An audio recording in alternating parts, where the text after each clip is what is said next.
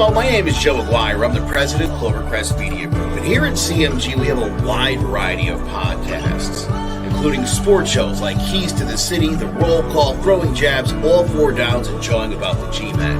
And great true crime shows like Sticky Week, Crimes and Consequences, Ivy League Murders, and Bird, the unsolved murder of David Eichmann. You can find all these podcasts and so much more by visiting clovercrestmedia.com. If you own a business, you know how difficult it can be to get new clients. But what if you had your own sales team?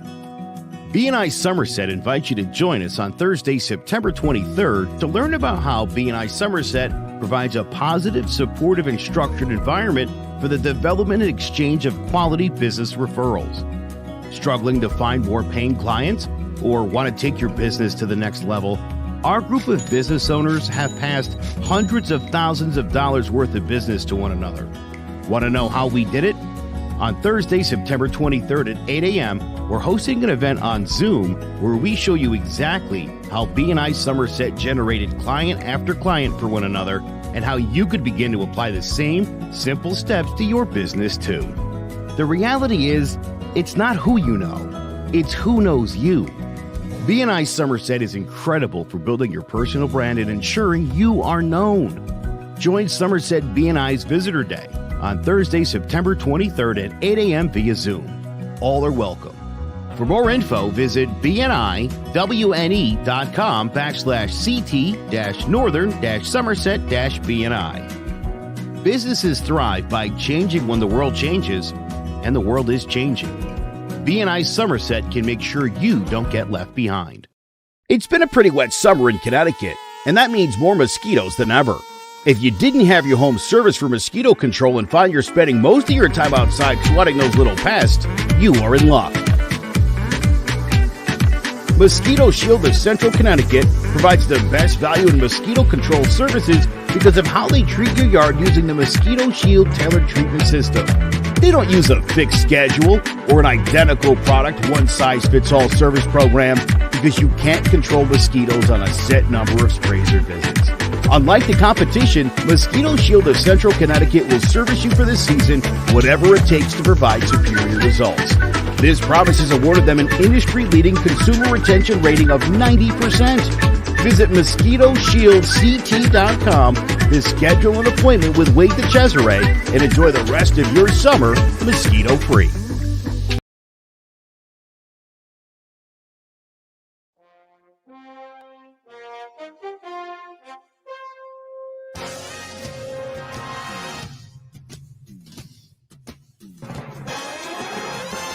The Giants are running New York like the Times as Danny is dropping all sorts of dimes. Saquon are ruining defenses' lives and Leonard Williams making opposing QBs feel him. Receivers think it's scary to line up across James Bradbury, and the Giants have a bright future led by Coach Judge, Jury, and Executioner. Tune in to Jawing About the G-Men every Wednesday at 6, live on Facebook, YouTube, and Twitch.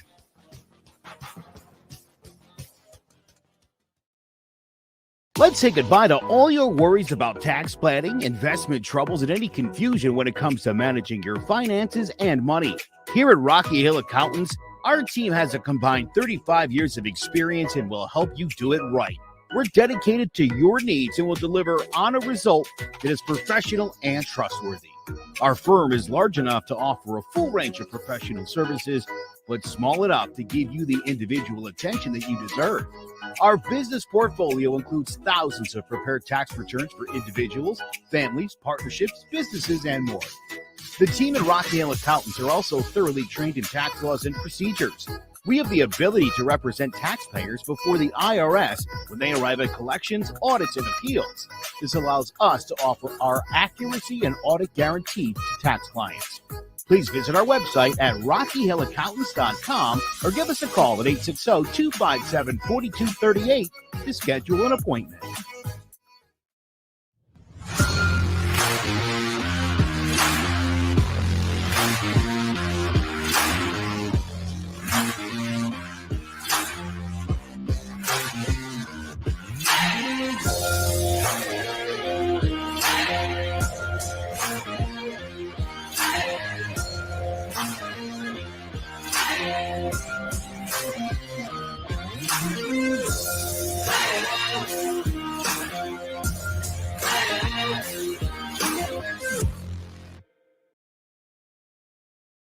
Welcome to Sports Talk with R and J. I am Steve Risser, along here with Justin D'Onofrio. And Week 3 is upon us. We don't have the greatest matchup on Thursday Night Football in Week 3, but we always start with Thursday Night Football. So we'll talk. We'll start with it and we'll talk about it. And we got the Carolina Panthers heading to Houston to face the Houston Texans. And Tyrod Taylor is out. The Texans are not going to activate Deshaun Watson, so it'll be Davis Mills to be the starting quarterback for the Houston Texans. For the Panthers, they are off to a 2-0 start.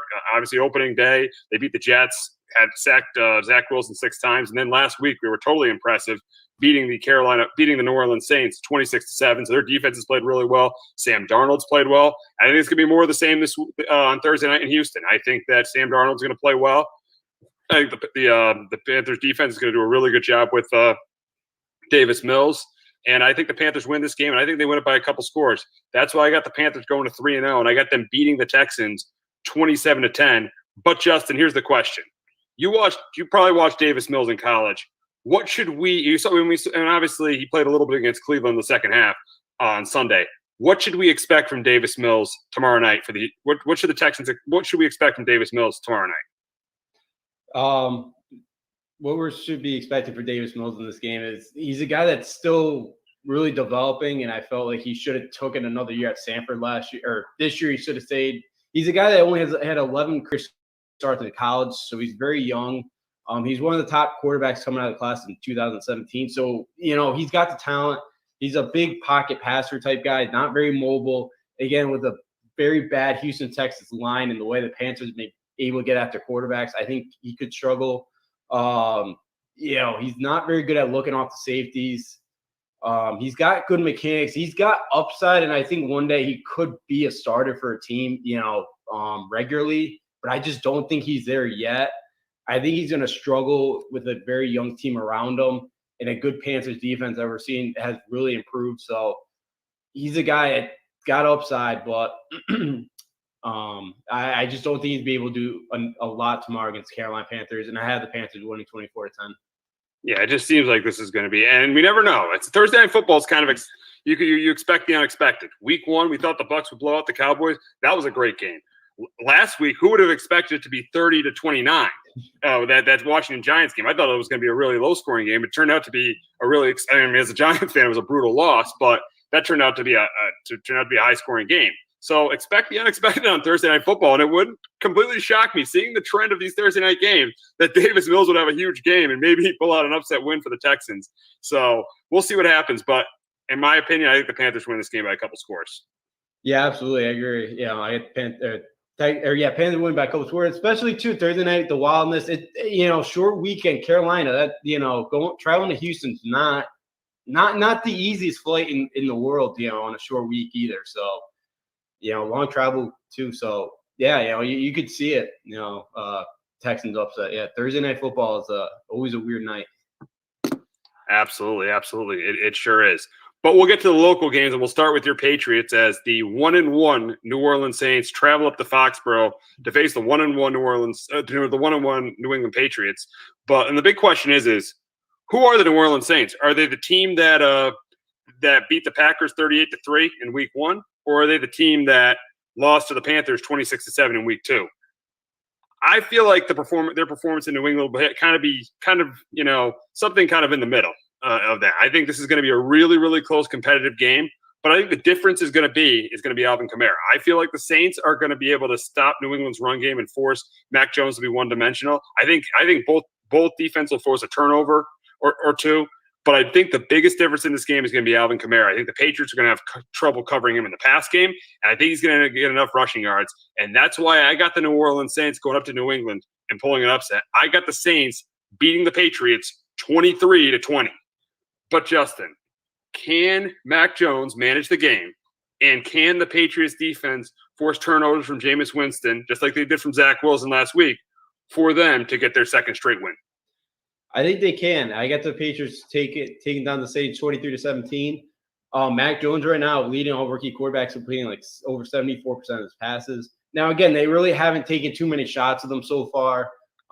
It's been a lot. Might have lost Justin there. So are you back, Justin?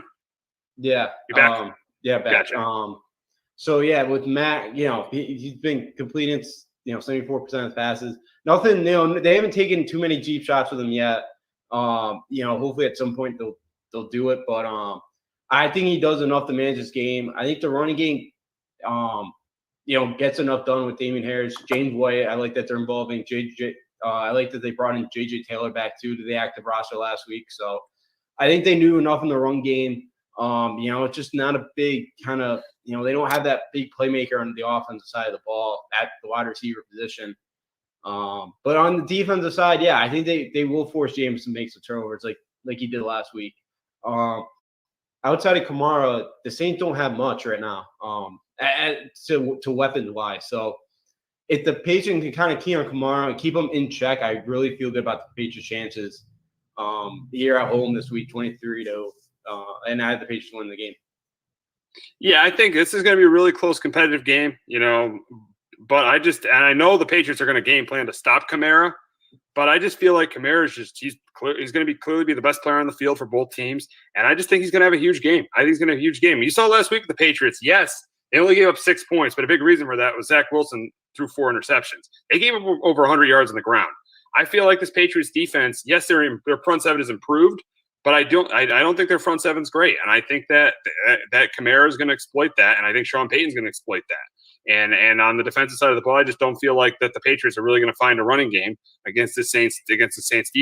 And I think Mac Jones might make a mistake or two. He might be playing from behind a little bit, and I think Mac Jones might make a mistake or two. That's why I got the Saints pulling this upset.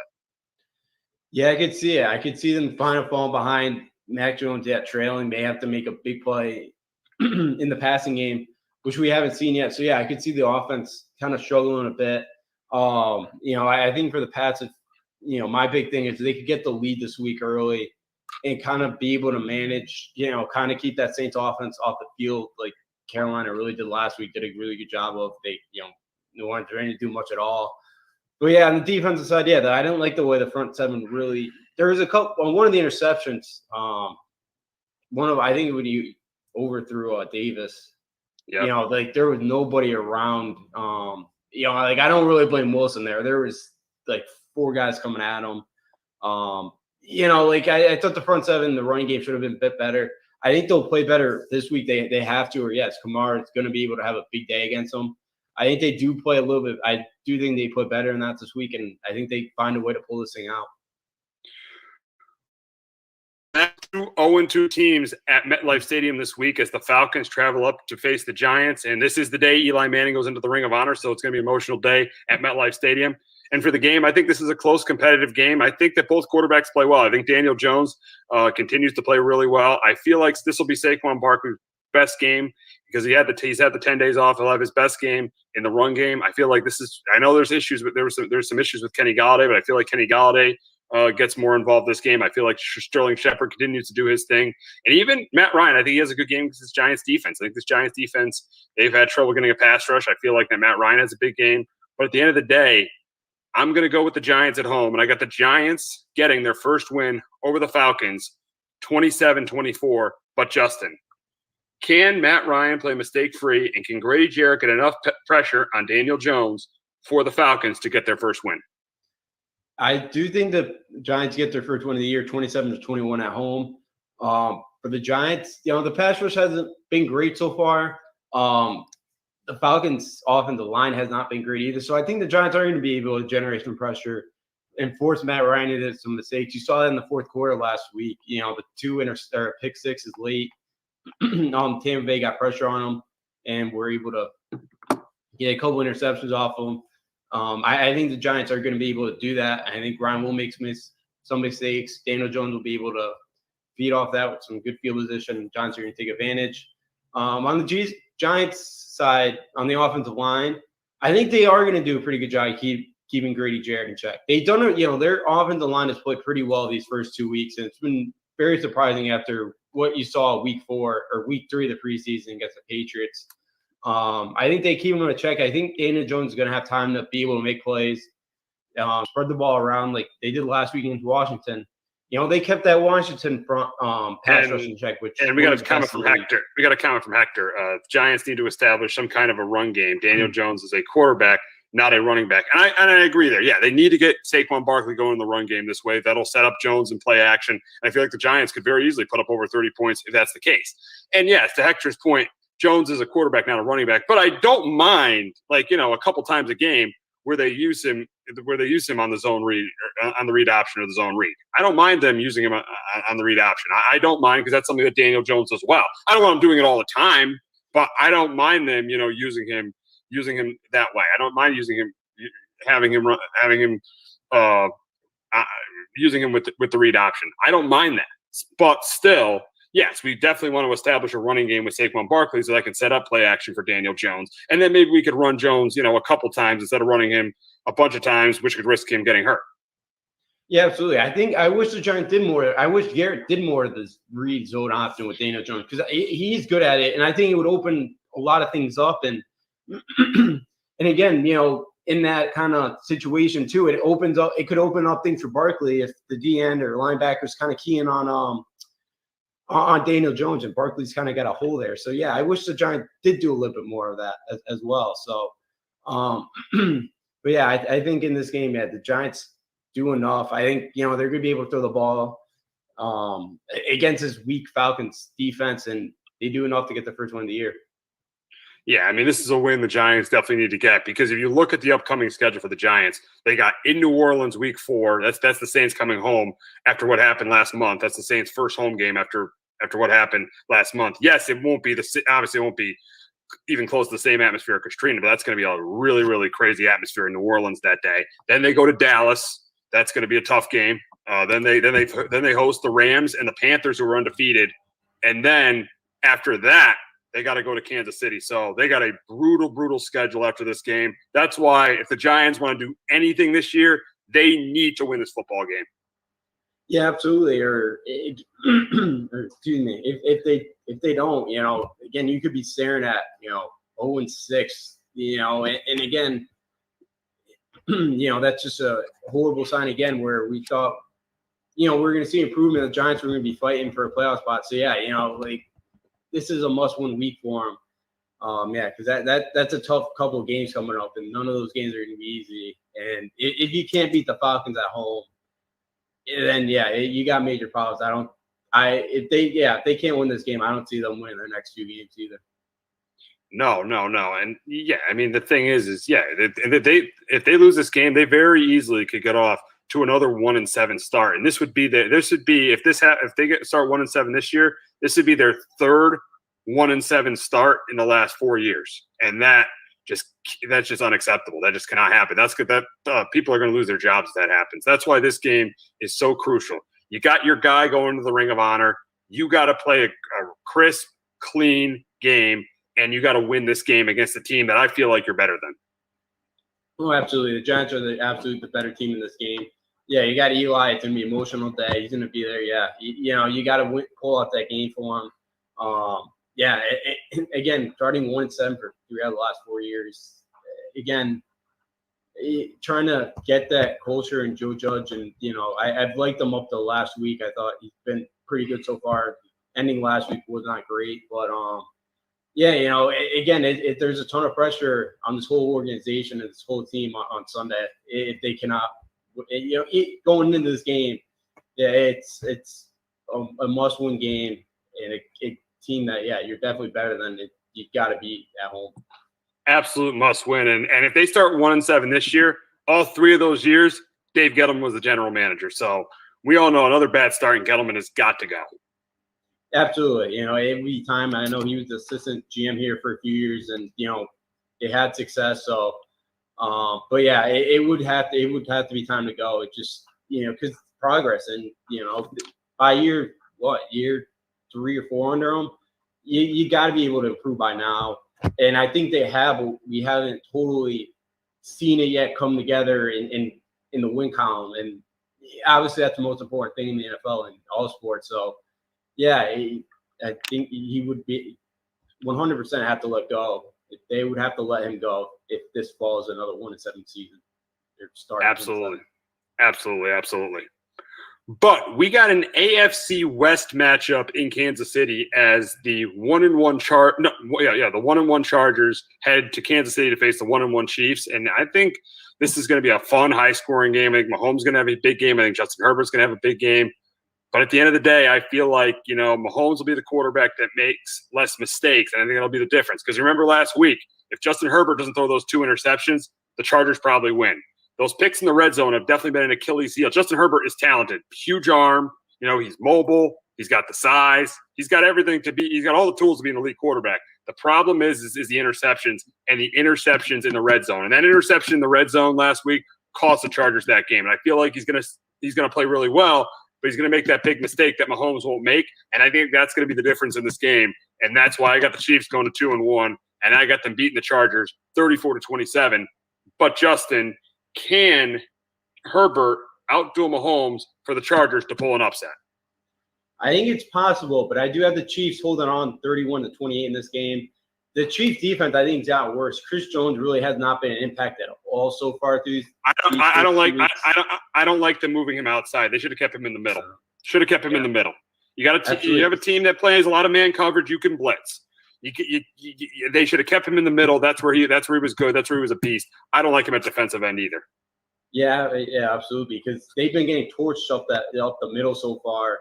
You saw the Ravens, even Cleveland that week 1. Look, the Chiefs are very lucky that they are not 0-2 right now. Obviously they came back into the Browns. Last week they took their foot off the gas last week, and their defense has gotten worse. I think the Chargers are finally going to get some sort of a running game going against the Chiefs because of how bad they've been the first few weeks. And I think they'll be able to take Herbert to be able to take advantage of play action. I think, wide receivers, Williams, Allen, Jefferson are going to make some plays. But I think the Chiefs at home are going to find a way to pull this one out 31-28. Yeah, I mean, the thing about the Chiefs, though, the biggest thing about the Chiefs, why they've struggled for why their defense has struggled even though they won the Super Bowl, their defense has struggled, the last, 4 years is they can't stop the run. And why the offense, one of the biggest weakness of their offenses is the running game. And Clyde Edwards-Helaire, he has got to pick it up for this team because he's looking like a bust right now. That fumble was inexcusable on Sunday night.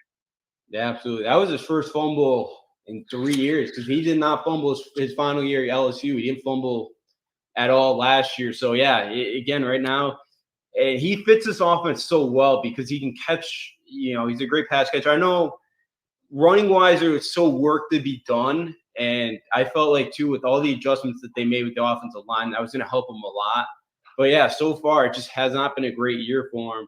You would hope with this offense that, he's going to get it going, that there's just so many pieces that if he starts to kind of fall off a little bit, teams kind of keep their, take their eye off of him more, maybe get some more open opportunities, especially in the passing game. So, yeah, I thought it was a great draft choice at the time. It still can be, but, yeah, he's got to turn it around very quickly because, yet again, they could, try to find another running back like they did last year trying to bring in Le'Veon Bell. Absolutely, absolutely. But we got a matchup of 1-1 teams in Cleveland as the Bears travel to Cleveland to face the Browns. And there's a good chance that Jarvis Landry won't play. There's a good chance Odell Beckham won't play. And in Chicago, there's a good chance Andy Dalton won't play, so Justin Fields will start. I think this is a really low-scoring game. I think this is a really, really low-scoring game between these two teams. I think that this won't be a huge game for Cleveland's running game because I feel like Chicago's going to game plan to stop the run because of Landry and Beckham being out. And it looks like Justin Fields is going to get the start for the Browns. This is a tough environment to get your first start in. I think he's going to struggle. I think he's going to have a turnover or two. But I do think the Bears force a turnover from Baker Mayfield. But I think the difference is going to be the Browns being at home. And I feel like Baker Mayfield's going to make less mistakes in this game. It's going to be a low-scoring game. Maybe both teams score a defensive touchdown. But I got the Browns going to 2-1, beating the Bears 20-16. But Justin, can Justin Fields – it looks like Justin Fields is going to be the starter. Can he do enough in his first start to get a win? I don't think they will. I have Cleveland win this game 24-16. And, yeah, the Bears did announce that just a few minutes ago that Justin Fields is definitely going to be starting Sunday. So, we'll see the first start.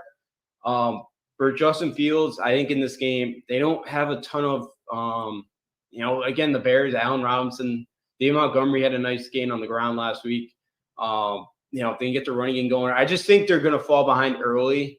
And, I think that's going to be problematic because the Bears right now, their offensive line, I think you saw last week when Fields came in, he was running for his life. He didn't really have much time. I still worry about him with the ball. He still kind of holds it like a loaf of bread at times when he's running with it. So I think the Browns could force a fumble or two from him. He's a guy, look, he's talented enough. We've seen it at Ohio State, the game, that gutsy performance he had against Clemson in in the college football playoff semifinal. I think he's going to be a very talented quarterback, but the Bears just don't have your around him. And and you said it too, it's a tough environment to go into Cleveland. The way Cleveland plays too, with how they run the ball, kind of keep your defense on the field. I think if they fall behind this game, I could see Justin Fields like forcing a mistake or two as well if they're trailing. So I think he can keep it interesting, but I don't think he'll be able to get the Bears a win on Sunday afternoon. We got an AFC North matchup in Pittsburgh as the Bengals travel to Pittsburgh to face the Steelers. And the Steelers could be without Big Ben, and they could be without T.J. Watt. And if you saw the game last week against the Raiders, when T.J. Watt came out of that game, that football game changed completely. Derek Carr was able to do whatever he wanted. As late in the game, the Steelers ran that zero blitz, and Carr got him on that. But in this game, I feel like the Steelers are going to get, even if Watt doesn't play, I feel like they're going to get pressure on Joe Burrow. Joe Burrow's been pressured a lot so far this year. I think they're going to contain Joe Mixon, and I think they're going to force a turnover from Joe Burrow. And I think with the Steelers, even if Mason Rudolph starts, I think he'll manage the game. I just don't see the Bengals go with Zach Taylor going into Pittsburgh and beating Mike Tomlin and the Steelers. I think the coaching is going to be the biggest difference in this game, and that's why I got the Steelers winning 16-13 over the Bengals. But Justin, can Joe Burrow lead the Bengals to their second straight win over the Steelers? It's going to be very tough. I got the Steelers winning 21-17. Their old line has already given up 9 sacks. And again, TJ Watt's out, does make a difference, but I don't think it makes enough of a difference that Cincinnati can kind of pull out this game on the road. I still think even without Watt, the Steelers are going to be able to get a lot of pressure on Burrow. I think he's going to be running for his life. Again, if it is Big Ben or Mason Rudolph, I think Joe, and they do make a mistake or two, or they get kind of in a battlefield position, they got to take advantage of their opportunities if they do get a short field. Because I think they're really the only way they're going to be scoring. I don't think, they're going to be able to go on like a 75-yard drive and score a touchdown against this defense. I think it could be a long day for Joe Burrow in this offense. I just don't think he's going to have a lot of time to spread the ball around because, obviously the Bengals do have some pretty good receivers. I just don't think he's going to have enough time to really, or Burrow's not going to have much of a chance to really get on the ball. I think it could be a long day for the Bengals. We got the Ravens traveling up to Detroit to face the Lions, and I think the Lions will be competitive for a half in this game, but just like the Monday night game, I think the Lions will fall apart in the second half. I feel like the Ravens will be able to have success running the football. I think Lamar Jackson will have a good game. And I do think Jared Goff will have that big turnover, just like he had that pick six against the Niners, just like he had that fumble against the Packers. I think he'll have that big turnover that will do the Lions in. And I got Baltimore beating Detroit 27-16. But Justin, can the Lions contain Lamar Jackson, and can Jared Goff play well enough for the Lions to pull an upset? I don't think the Lions are going to be able to do it. I had the Ravens 30-20. I'm with you. I think the Lions kind of keep this closer a half here, and the Ravens kind of pull away. Their Lions defense really, they can't get really many stops in big situations right now. Again, with how bad this Ravens defense is right now and just how banged up it is, Goff is going to make some plays, especially in that first half against Monday night. He was 11 for 12, like 160 yards. He played pretty well in that first half. Like Underrated thing was how well Penei Sewell played. He's looking like a stud at left tackle, and it's looking. I know Jamar Chase is really good, but it's looking like the Bengals regret that pick not taking Penei Sewell on number 5 overall. Yeah, absolutely. He has played pretty well early on this year.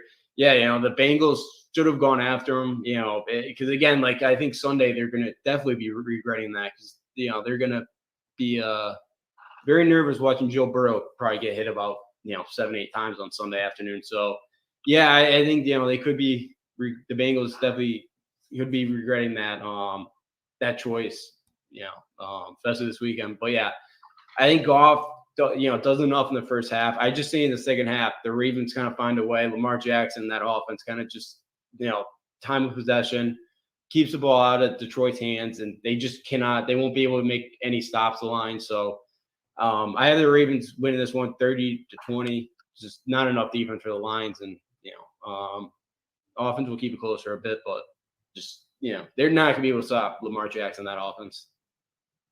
We got the Washington football team heading up to Buffalo to face the Bills, and I think the Washington football team, Taylor Heinicke might have some success early in this game, but I feel like he's going to have trouble keeping up with Josh Allen. I think the way this game is competitive early is I think Washington's front four. I know they haven't been as good as advertised, but I feel like they get pressure on Josh Allen. That keeps this game close for about a half. But I think eventually with Devin Singletary, with Josh Allen, and with Stephon Diggs, the Bills end up pulling away. And that's why I got the Bills coming out on top on Sunday. I got them beating the Washington football team 27-17. But Justin, can Washington's defensive line get enough pressure on Josh Allen for them to upset the Bills? I think there's a chance. Their defensive line hasn't been great the first few weeks of the year. Again, now they've had the extra few days here to kind of get it going. Ron Barrett said they're going to fix up the defense, which obviously not very surprising. Again, we saw what Pittsburgh was able to do week one. They really got to Josh Allen. They really gave him fits all day. Chase Young got 0 sacks here. I think Montez Sweat already has 3, I believe. Sweat's been good. Again, if they cannot get pressure on Allen, then he's going to tear the secondary apart. And then I think this could be like a 2-score game. But I think Washington's going to be able to get pressure on them. I think they do enough in this game to keep it close. I think they have a chance to kind of win this game, but they're not going to be able to do it. I had Buffalo win this one 24-17.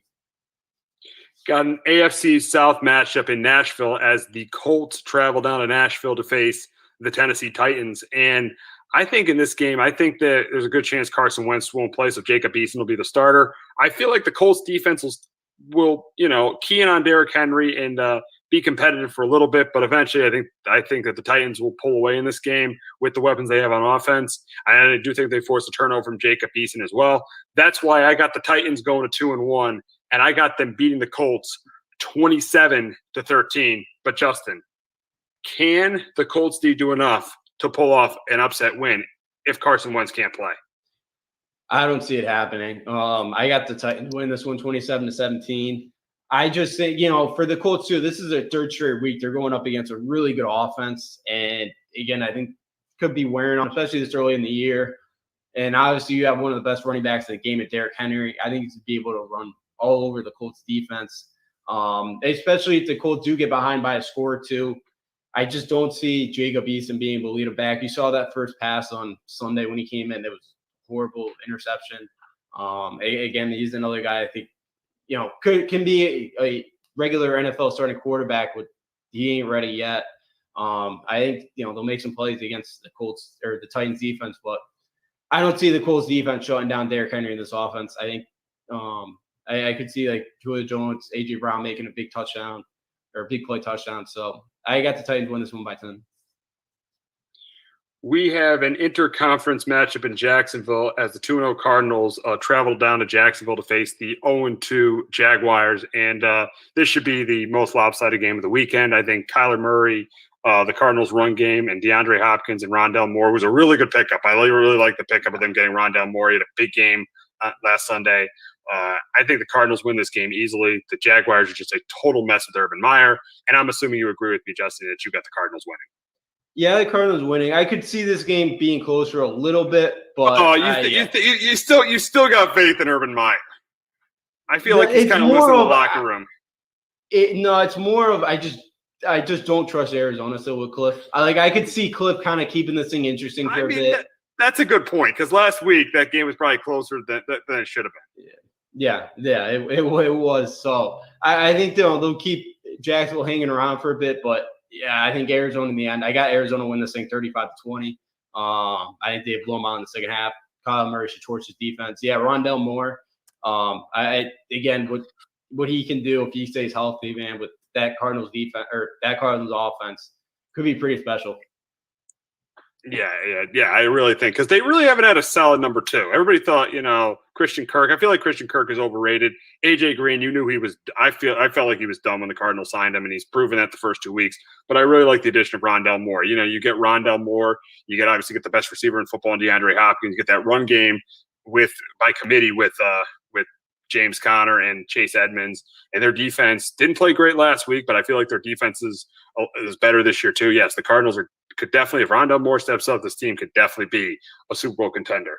But we got to talk about 2 other Super Bowl contenders, and what I think is the game of the week as the 2-0 Tampa Bay Buccaneers travel to LA, where the Buccaneers are hoping to finish their season as they face the 2-0 Rams. And I think this is a close competitive game. I feel like, the Rams will get some pressure on Tom Brady. I think they will contain their running game, but I do think Brady plays well. I think he throws a couple touchdown passes. And for Matthew Stafford, I think he throws a couple touchdown passes. Tampa Bay secondary has been a little bit suspect, but I do think Tampa Bay is going to get some pressure, and I do think Stafford's going to make that big mistake late in the game, just like he used to do in Detroit all the time for the Rams. Make that big mistake, and I think that's how the Bucs will end up winning that game. I think this is a close competitive game, but I can never pick Tom Brady against Matthew Stafford, especially when their rosters are equal. That's why I got the Buccaneers going to 3-0 before they play. We all know who they play the week after. I got the Bucs going to 3-0 and beating the Rams 27-20. But Justin, can Stafford keep up with Brady and help the Rams get their second win in a row against the Bucs? Because we all remember they beat the Bucs last year on Monday Night Football. Yeah, and Goff, I think, in that game threw for 363 yards. So Stafford, I think, has a chance to keep this thing, interesting. Yeah, Tampa Bay secondary right now just depleted. It's not, that's really the one big weakness of this team. So, yeah, I think the Rams are going to be able to move the ball against this team. I think Cooper Kupp should have a pretty big game. Ben Jefferson on some deep routes. I think, because, again, the Rams love to kind of run the football as well, but they're not going to have too much success with that. So Stafford's going to have to be one-dimensional in this game. But I agree with you. As you saw late big games, sometimes those Lions teams, when he was there, yeah, he'd make that kind of key mistake. And I think that's going to happen this week against Tampa Bay. I just don't see Matthew Stafford right now being able to outduel Tom Brady this weekend. No. And I think, both rosters are really good. I think this is obviously outside of I think this defense the Rams have is better than the Lions was in 2014, but one of the best defenses he's Stafford's ever had. He's obviously last week they ran the ball well with Michelle and Henderson, so they got a really good running game too. So I think, I think Stafford's in a really good spot here, but I just can't pick him to beat Tom Brady. I just can't do it. I can't do it. No, I can't either. And I was saying maybe it's a little bit of look at for Brady, but knowing Brady, that doesn't really exist for him. So, I think, Brady, I think locked into New England right now too, but I think he'll be able to take a win in LA. Absolutely. And obviously Brady's hoping to finish the season in LA, winning his second straight Super Bowl. But we got to get to another 4:00 game, and we got the Seahawks, the 1-1 Seahawks, heading to Minnesota to face the 0-2 Vikings. And I think this is going to be a really fun game. I think there's going to be a lot of points scored in this game. But I do think the Vikings get their first win, and here's why. I think Dalvin Cook has a really big game on the ground, just like Derrick Henry did last week against Seattle's defense. And I do think Kirk Cousins plays well, gets the ball to Justin Jefferson, gets the ball to Adam Thielen. I do think Russell Wilson plays well, but as you saw last week, I think this will be a game. It'll be close. I think the Seahawks will be winning late. But when this Seahawks defense needs to make a stop at the end, they won't be able to do that. And I don't think they weren't able to do it last week, and I don't think they'll be able to do it this week. And that's why I got the Vikings getting their first win, beating the Seahawks 30-27. But Justin, can the Seahawks defense bounce back and this week and help them get their second win? I think the Seahawks do pull this one out 31-27. I'm with you right now. The Seahawks, again, you just faced Derrick Henry last week. Now you got Dalvin Cook, who's, again, another top-of-the-line running back in the league. So, yeah, I think the Vikings are being able to put up a lot of points in this game on the Seahawks defense, which, yeah, again, that's kind of been the thing. Last year they can't get a big stop. This year so far they can't get those big stops so far. And I think Seattle's pass rush is able to get some pressure on Kirk Cousins, and they do force a mistake here or there. And I just can't. I can't take Russell Wilson. Just like I can't take Stafford over Brady. I can't, even with how bad the Seahawks defense is, I can't take Kirk Cousins over Russell. Yeah. I can't. I see Russell. I think Russell makes a big play and gets the Seahawks win. I guess with how bad the Seahawks defense is, Kirk Cousins could drive down the field and have a game-winning drive. I could see it, but I'm going to take Russell Wilson and the Seahawks to get this win. Got an interesting game out in Vegas as the Dolphins, and they'll be without Tua Tagovailoa, and they'll face the Las Vegas Raiders. And Derek Carr and Josh Jacobs are questionable, but it looks like Carr's going to play. We don't know about Jacobs yet. But I think this game, I think that the Raider defense continues to play well. I think Yannick Ngakoue was a really good pickup, and Max Crosby get pressure on Jacoby Brissett. I feel like Derek Carr plays a mistake-free game, even if Jacobs plays or not. And I got the Raiders going to 3-0. And I got them beating the Dolphins 24-13. But Justin, can the Dolphins D get enough pressure on Derek Carr to get them their second win? I think it'd be possible, but I have the Raiders win this one 24-14. Especially if, Carr's ankle is probably going to be bugging him. So if the Dolphins can, Carr's not going to be able to probably run around a ton in this game. So if they can get to him, I think Dolphins have a chance. They got to force some turnovers, and they have to get off the field on third down. So far, their opponents are 62% against them on third down. So they really struggled to get off the field, especially if Jacobs does play or Las Vegas gets in a lot of third and short situation. With that running game, I can see them picking it up. Again, Henry Ruggs looks like he's starting to get it going. Brian Edwards. Yeah, and this is like the first time in 3-4 years that the Raiders actually have a pass rush. And you saw Jacoby Brissett really struggled last week after coming in. I think they'll score some points, but not enough. And I have the Raiders win this game 24-14. Got an AFC matchup in Denver as the Jets head out to Denver to face the Broncos. And we all know the Broncos are going to win this game, I feel like. In this environment, Zach Wilson's really going to struggle. I think he's going to throw a couple more interceptions this week. The Jets, the big question, there's two questions that are the big questions.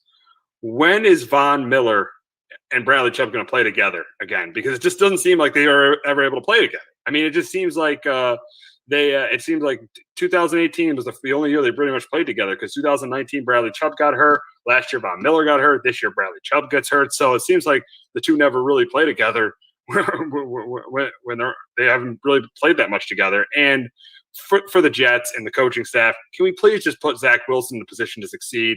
Even if they're losing 14-0, just continue to run the ball.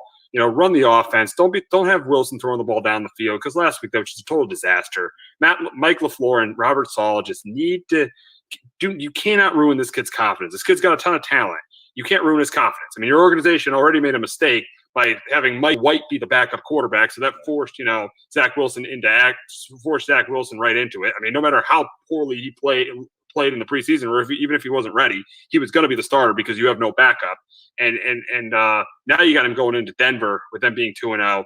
Just play a conservative game. Even if you get behind, do not ruin this kid's confidence at this point. That he is your future. Don't ruin his confidence. Now for the game, I got the Broncos winning 27-10. I think you got the Broncos. But two takeaways. Can Von Miller and Bradley Chubb ever play together? And the Jets coaching staff cannot ruin Wilson's confidence right now, because he had a terrible game last week, and he's got a really, really tough task this week.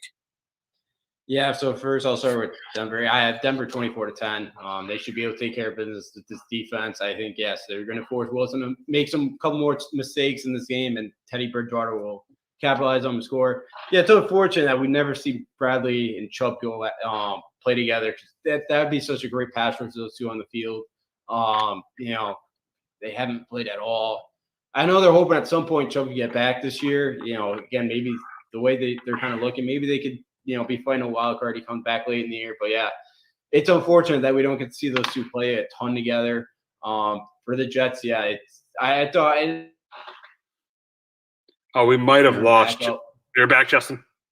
Yeah, I'm back. I just don't understand why they couldn't get a veteran backup, like a Blake Bortles. Like, it doesn't even have to be a guy that's, like, going to, have any chance to beat him out for the job. Or just a guy that could start, maybe the first couple games so Wilson doesn't get forced into action like you did on Sunday. Yeah. Sunday against the Patriots, Because that was bad, and he just kind of totally lost out there. It just kind of some of the throws he made were just – I don't know what he was trying to do there. Just to have somebody to just kind of learn from and kind of kind of have that veteran kind of quarterback in that locker room to kind of be able to ask the questions and all that. Yeah, they don't have that. Mike White's not that guy. So or even to start just a few games to kind of right now it doesn't. Wilson played well in the second half in Carolina, but the first half it looked like Carolina. It looked just kind of like last week. He just kind of did not look like he was ready at all. And again, I think maybe too the offense kind of needs to just dumb it down a little bit too, as you mentioned, just kind of just running the ball. Again, you're not going to win a ton this year. Again, you don't want to play like down 2-3 scores. You're just trying to run the ball. You want to try to get some points on the board, but you kind of got to know when to pick your poison, and they just don't seem like they know really what to how to do that right now. So you don't want to ruin another quarterback. You already did that with Darnold, and it looks like Darnold's kind of starting to turn things around. I know it's early, but he's starting to show some signs. So I think Zach Wilson could be a good quarterback at the NFL level, but again, it's the coaching again in New York could kill him, could kill his career. Absolutely. So we got the Sunday night game with the Packers and the Niners, and it seems like last year I know the Packers blew the Niners out, but it seems like when Jimmy Garoppolo plays, the Packers kind of have the Niners kind of have the Packers number, as you saw 2 years ago. The Niners beat them during the regular season, and they beat them in the NFC Championship game. I feel like this game is going to be really, really close and competitive. I feel like the Niners have success running the football. I think Jimmy Garoppolo will play a good game, but on the other side, I feel like Aaron Rodgers will too. But I think two things are going to be the difference. I think it's going to be, the run game of the Niners, keeping Rodgers out the field. And I think it's going to be the pressure that the Niners with Nick Bosa put on Aaron Rodgers in this game. And that's why I got the Niners going to 3-0, and I got them beating the Packers 27-23. But Justin, can Aaron Rodgers play lights out for the Packers to get their second straight win? It's going to be tough going on the road, but I got the Niners 24-21. As you mentioned with Nick Bosa, I think they're going to get a ton of pressure on Rodgers. I think he's going to make some mistakes in this game, like maybe we saw in week 1. I don't think it'd be that big of a blowout, but again, I could see him throwing a pick or two in this game. And I could see the Niners kind of just controlling this game with their running game, and Rodgers doesn't have a ton of possession to kind of get his team over the hump here against a very good Niners defense. And that Niners secondary so far has played really well. So I think with the weapons really besides Santa Adams, it could be kind of tough to get things going. So I think the Niners are gonna Rodgers I think is gonna have some good moments, have some bad moments in this game, but I think the Niners defense does enough to shut him down, or shut him down enough, or slow him down enough for Jimmy Garoppolo and the offense to kind of take advantage enough and get the win and get the win at home. We got the Monday night game. We got an NFC East rivalry as the Eagles travel down to Dallas to face the Cowboys. And I think the Eagles are coming to this game banged up. Brandon Graham, it feels like Brandon Graham is going to be out for the year. Brandon Brooks is probably going to miss some time. Eagles coming to this game banged up. I think they run it a little bit with Miles Sanders, but not enough. I feel like the Cowboys will get enough pressure on Jalen Hurts to force him to make a mistake.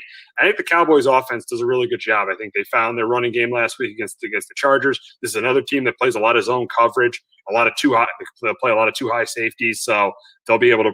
The Eagles play a lot of too high too, so I think the Cowboys will be able to run the ball against them as well. With Zeke Elliott and Tony Pollard, who had a big week last week too. I feel like Dak will have a really big week too.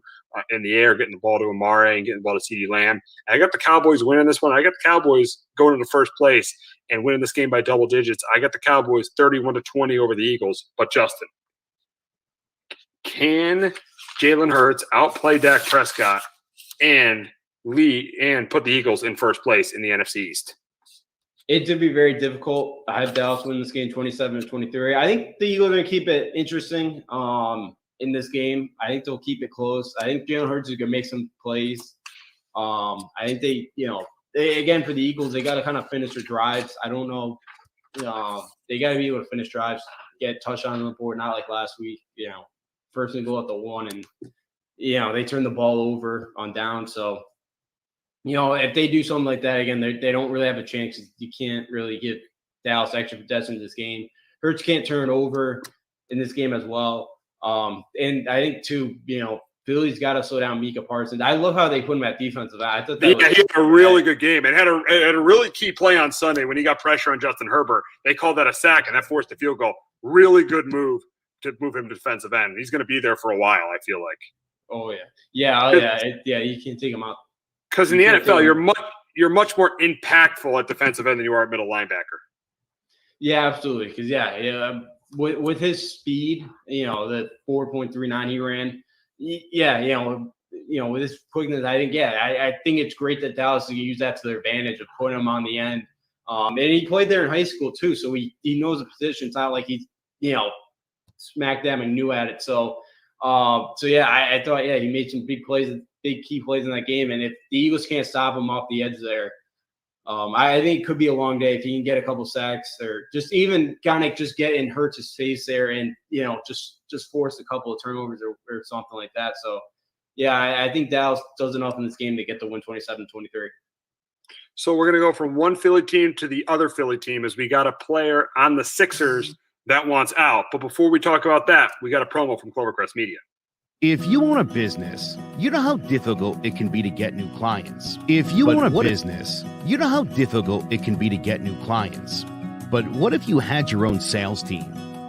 B&I Somerset invites you to join us on Thursday, September 23rd to learn about how B&I Somerset provides a positive, supportive, and structured environment for the development and exchange of quality business referrals. Struggling to find more paying clients or want to take your business to the next level? Our group of business owners have passed hundreds of thousands of dollars worth of business to one another. Want to know how we did it? On Thursday, September 23rd at 8 a.m., we're hosting an event on Zoom where we show you exactly how B&I Somerset generated client after client for one another and how you could begin to apply the same simple steps to your business too. The reality is, it's not who you know, it's who knows you. B&I Somerset is incredible for building your personal brand and ensuring you are known. Join Somerset B&I's Visitor Day on Thursday, September 23rd at 8 a.m. via Zoom. All are welcome. For more info, visit bniwne.com/CT-Northern-Somerset-BNI. Businesses thrive by changing when the world changes, and the world is changing. B&I Somerset can make sure you don't get left behind. It's been a pretty wet summer in Connecticut, and that means more mosquitoes than ever. If you didn't have your home service for mosquito control and find you're spending most of your time outside swatting those little pests, you are in luck. Mosquito Shield of Central Connecticut provides the best value in mosquito control services because of how they treat your yard using the Mosquito Shield tailored treatment system. They don't use a fixed schedule or an identical product one-size-fits-all service program because you can't control mosquitoes on a set number of sprays or visits. Unlike the competition, Mosquito Shield of Central Connecticut will service you for the season, whatever it takes to provide superior results. This promise has awarded them an industry-leading consumer retention rating of 90%. Visit MosquitoShieldCT.com to schedule an appointment with Wade DeCesare and enjoy the rest of your summer mosquito-free. Hello, my name is Joe Aguirre. I'm the president of Clovercrest Media Group. And here at CMG, we have a wide variety of podcasts, including sports shows like Keys to the City, The Roll Call, Throwing Jabs, All Four Downs, and Jawing About the G-Men. And great true crime shows like Sticky Week, Crimes and Consequences, Ivy League Murders, and Bird, the unsolved murder of David Eichmann. You can find all these podcasts and so much more by visiting clovercrestmedia.com.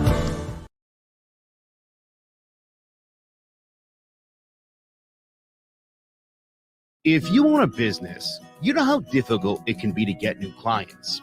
But what if you had your own sales team? B&I Somerset invites you to join us on Thursday, September 23rd to learn about how B&I Somerset provides a positive, supportive, and structured environment for the development and exchange of quality business referrals.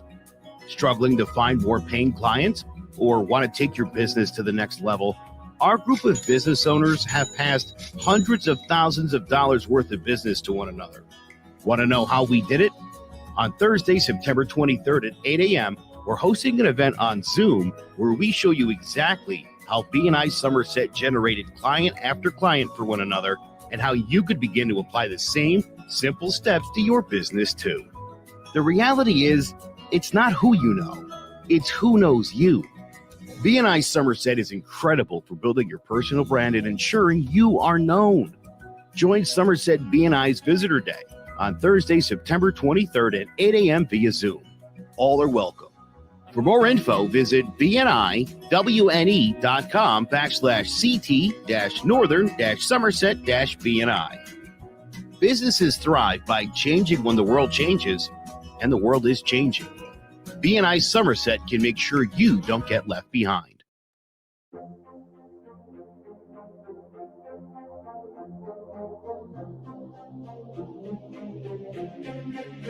The college football season is coming back, and we got you covered on every game. We're breaking it down on each snap all season long. Catch us every week starting on August 4th. Joe McGuire, Sean Stanley, Jace Garcia, and yours truly, Obi Muniz, giving you the highlights, predictions, and current rankings. Visit our website at hhwshow.com and subscribe to our YouTube channel. It's All Four Downs, part of the CMG Sports Podcast Network.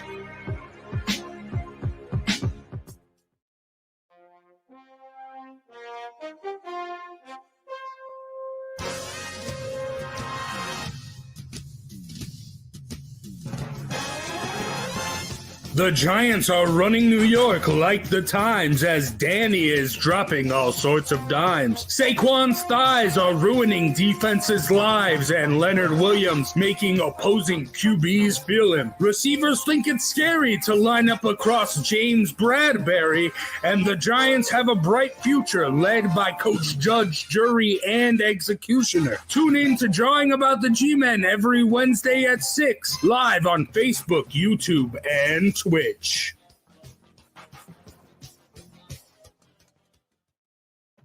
What's going on, everyone? It's John about the G-Men, Giants Football Podcast. And it's been a while. We've had a week to think about this game. Thursday, Giants have time to rest for their next game, which we'll get to. But a disappointing 1-point loss to Washington. They finally get over the 5-game hump. Washington does over the Giants, and they get the win. I'm not that mad, though. These past 2 games, it sucks. 0-2 sucks.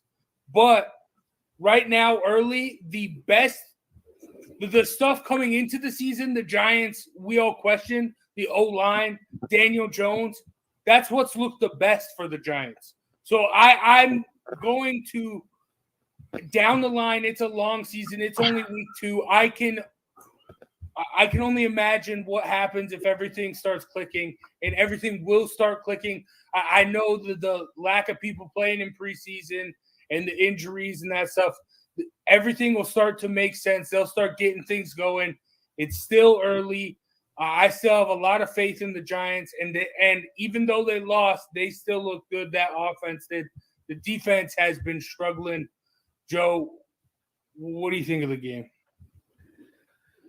Well, I'll tell you, you're right about some things here, and the offensive line has got to start opening up some holes on the ground, though. That's the big problem. Did a nice job so far with the pass rush.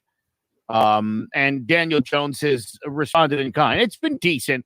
They're as far as the ground game, the Giants had 5.8 yards per carry against Washington. And while that looks good, again, it was a long run by Jones and a long run by Barkley. Otherwise, they were basically bottled up.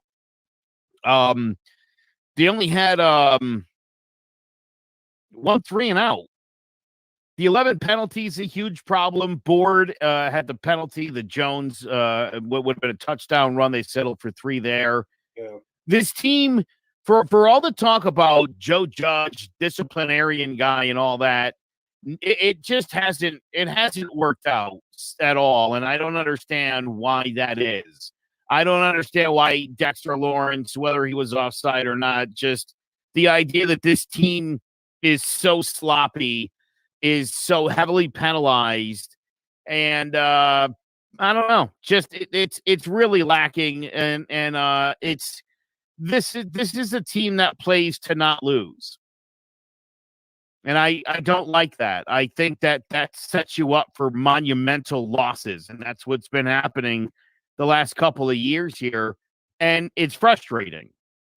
And, as soon as the Giants went up 29-27, I said, well, here's another heartbreaking loss coming. And I sat there really just emotionless as I watched the same thing unfold at the end of another game where the Giants were almost good enough. I couldn't be, and I would rather the Giants have lost 30-0, Jace, because at least I can dissect the problem. Because right now, I think the problem is still Jason Garrett is an idiot. I don't know why. I mean, does that guy have pictures of somebody doing something to somebody? How does that guy have a job? I don't understand it. He was a lousy quarterback, a lousy coach, and a lousy offensive coordinator. How is this guy still even in football? And I'm sorry, the special teams coach for the Patriots, I think this is going to end up being a big mistake. I still don't like Joe Judge. I'm still not convinced, and he hasn't delivered on any of his promises, much like Dave the Weasel Gettleman. All right. Yeah, I agree with you. Jason Garrett is a big problem. The play calling was so questionable at times. The thing with Kenny Golladay, you bring in this big wide receiver and you don't go to him in the red zone. That's why you weren't finishing in the red zone. That's why you had to settle for the field goals. You weren't going for this big guy who has been his whole career a red zone threat. What happened? They kept going on him at 1st and 10 or like 2nd and 13, these long yardage situations. That's not what he's built for. He's built for running the slant and getting you yards when you need it. I don't like how that's my big gripe with Jason Garrett. Zay, I know last week you said a lot of things about Jason Garrett. I mean, we don't like it. Has your opinion changed at all on him? Oh, you're speechless, huh? It's hard to say my opinion changed when the Giants continue to do the same things that we continue to complain about every week. And the biggest things are these 3-and-outs, and you can just tell the Giants' offense is not on schedule, as they say. They're not doing what they're supposed to do. These simple first downs that should be got on at the end of the game when you just need a simple first down to end it. These are things that we should be able to do, not punting the ball back to the other team and giving them a chance to win the game. And obviously, there's some issue with the play calling. You saw Golladay yelling at Jason Garrett, so it could be cleared up. He was yelling at Garrett, not Jones. Jones just happened to be there. Wouldn't make sense for him to yell at Jones. Jones played a very well game, actually. By the way, Zay, isn't it funny that when they were like, no, he wasn't yelling at Jones, he was yelling at Jason Garrett, everybody was like, oh, yeah, okay. And that was the end of it. Yeah, of course he was yelling at that moron. Well, because it made sense. To yell at Jones made no sense. He played a pretty good game. Had we had caught a touchdown in the end zone by Slayton, who knows how the game could have turned out. He dropped a wide open touchdown in the end zone, and it helped out the Redskins in a big way. So I think the Giants just have to find ways to stop beating themselves. I think to me, they're the best. They're the best 0-2 team. They're in the best 0-2 team position. The position they're in is the best out of all the 0-2 teams. because that division is very winnable. They don't have a tough schedule, and they have some games like Atlanta and Dallas coming up where they could turn it around and get back to 2-2. So I think the Giants aren't completely out of it, but I think they do have to find ways to win and stop beating themselves, because that's literally what they're doing. They're beating themselves. The Redskins didn't beat them. The Giants beat themselves. Yeah, that's big. When Bradbury got that pick, I thought it was over, and it was just disappointing from that moment on. And yeah, Giants just defeated themselves. But Sean, you mentioned last week, you emphasized highly knock it down 0-2. Giants find themselves in this situation. Can they bounce back, or is this going to be or is this going to be disappointing the rest of the season? I agree with Zay that we're in a decent position, at least, just because of the division that we're in. And, like you talked about, it's the offense has really been, the high point for this team right now. I think that even in the first week, we didn't score that many points, but we had some sustainable drives. We saw even more this week. Daniel Jones has been playing really well the first 2 weeks, and I think that we're going to continue to get better. Obviously, these guys, this is only the second time they're all playing together. We're still going to get Evan Ingram back. But like you said, it would be nice to give Kenny Golladay the ball. It would be nice to know that Kadarius Toney is even out there, the guy that we spent a first-round pick on. He's touched the ball twice all season. They were both in the first game. So, and Saquon Barkley, I think, is only going to continue to get better as he comes back from that injury. Obviously, we saw the 40-yard run, which definitely gave some glimpses of hope, because I think he's going to continue to get back to form. But this O-line, they do need to make some running lanes, and the pass protection looked good in week 1, but this week it did not hold up well at all. Daniel Jones, like I said, played a really good game, and he handled pressure, I think, better than he has, any game in his career. He really stepped up into the pocket. He obviously didn't fumble the ball when he was getting hit back there. So I think the offense definitely is going to continue to get better. I think that, what we thought was going to be the strength of this team was the defense, and it's kind of flip-flopped right now. The offense has looked pretty good, while the defense has, continued to not get off the field. We don't have a pass rush. What we thought was going to be the strength in the secondary has not been able to get stops. I mean, Terry McLaurin absolutely tore us apart, and I thought that the defense was going to play a lot more man this year, because obviously last year we were a heavy zone team. The first 2 games we've seen a lot of zone, and I thought with the addition of Adoree Jackson that we'd go to a lot more man, and we just continue to get picked apart by this zone. I think that, Teddy Bridgewater he's looked good in his first 2 weeks, but Taylor Heineke, you can't let that happen to you in just a second career start. So I think that this defense really needs to figure it out. I think we need to go to more of a man approach, and I think that Azeez Ojulari has looked good for the pass rush, but other than that, I mean, they've been completely non-existent. So, and I mean, this is what has turned into the Giants' way, is finding ways to lose in games that we have no business losing. It's absolutely inexcusable. I mean, the Darius Slayton drop, Dexter Lawrence being offsides, 2 back-to-back false starts, one from a seasoned veteran, Nate Solder, who, you can't be doing that when you're a 2-time Super Bowl champion, probably close to 10th year in the league. And then on the next play, Andrew Thomas does it. So just things like that. And then the play calling, when we had the ball and we're almost able to score a touchdown, all we need is a first down to close the game out. And we can't do it because we're super conservative, because Jason Garrett, it just doesn't want to lose the game. He doesn't want to lose the game, but he should be able, to go out and win it. So a lot of upsetting things, but I think that there is some hope, because I think the offense has been a lot better than I expected. And the defense, we know that they have the talent.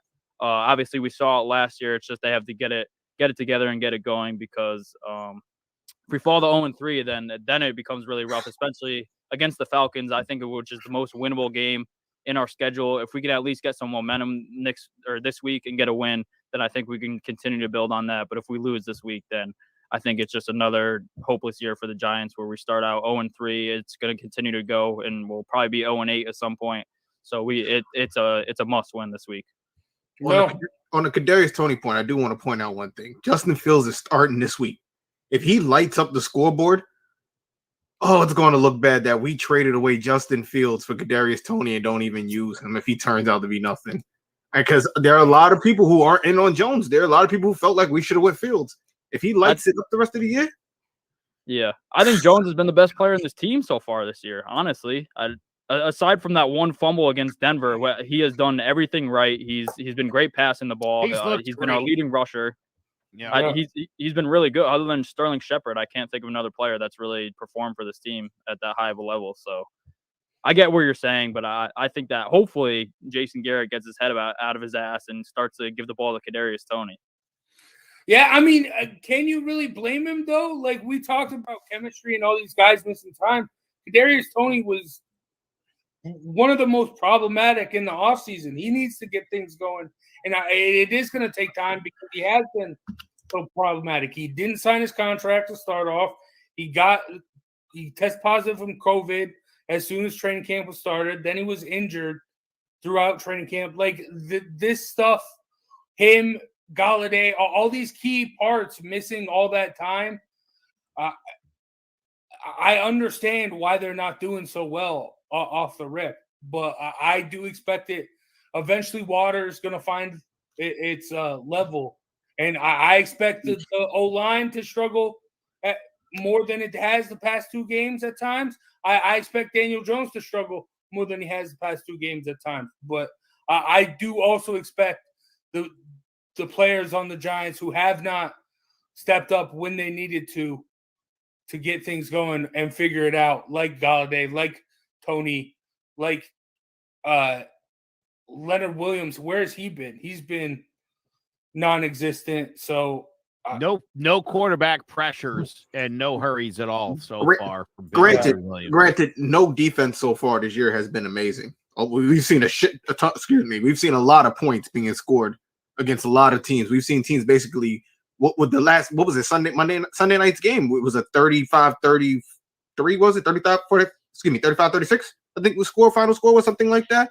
Between the Chiefs and the Ravens, it was something like that. It's still 36-35, yeah.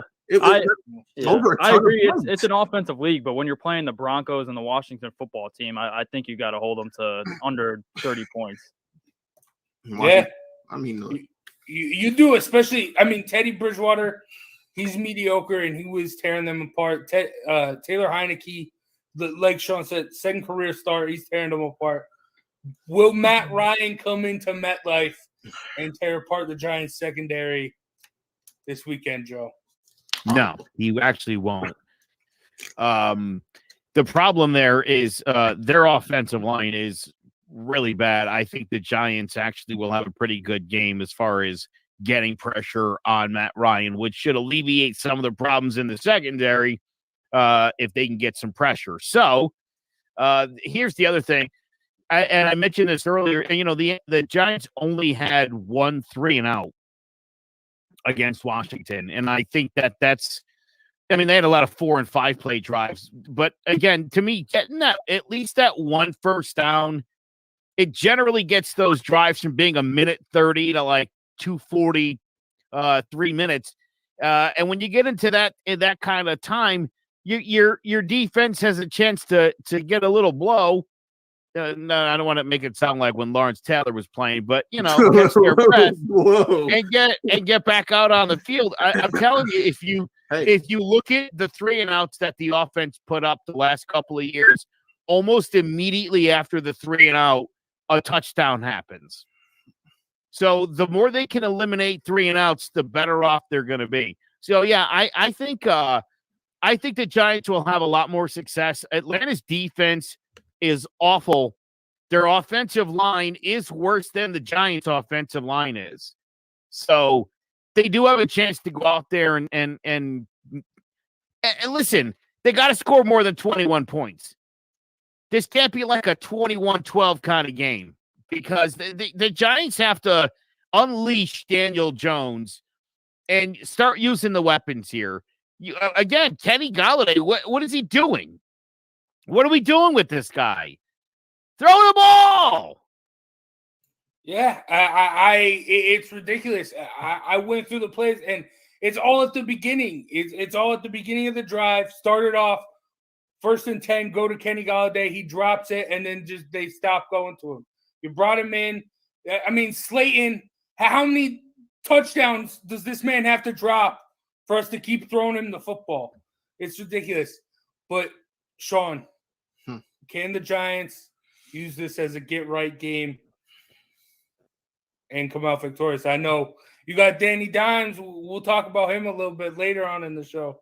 You got Danny Dimes, but who are the Giants going to get it done at home?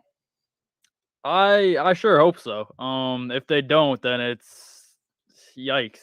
That's all I can say. Sean But doesn't sound convinced, and that scares me. That is. No, I think they will. I think it's going to be a really close game. Honestly, I just don't see this Giants defense turning around yet. I think that they've had problems against tight ends. I think Kyle Pitts is going to give them fits, and slot receivers who are really good route runners like Terry McLaurin. We get another guy like that and Calvin Ridley. So I think we'll be able to hold up against the run game pretty well. But other than that, I think that this passing attack is going to be a problem for the Giants secondary. But on the other side of the ball, like I said, the offense has been pretty good so far.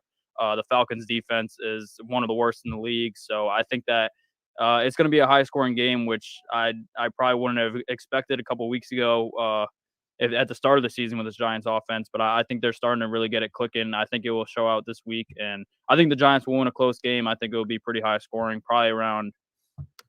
I could see them throwing up a 30 spot on the Falcons. I wouldn't be surprised. So I'd probably say around 31-27, something like that.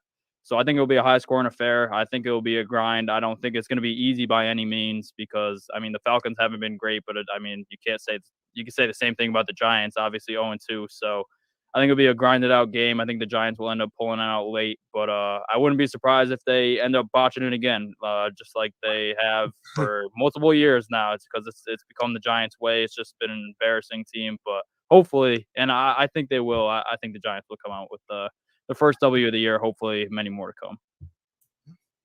Say? I would agree with these guys, but I don't see it happening. As much as I want to say it, I do see the Giants sinking 0-3.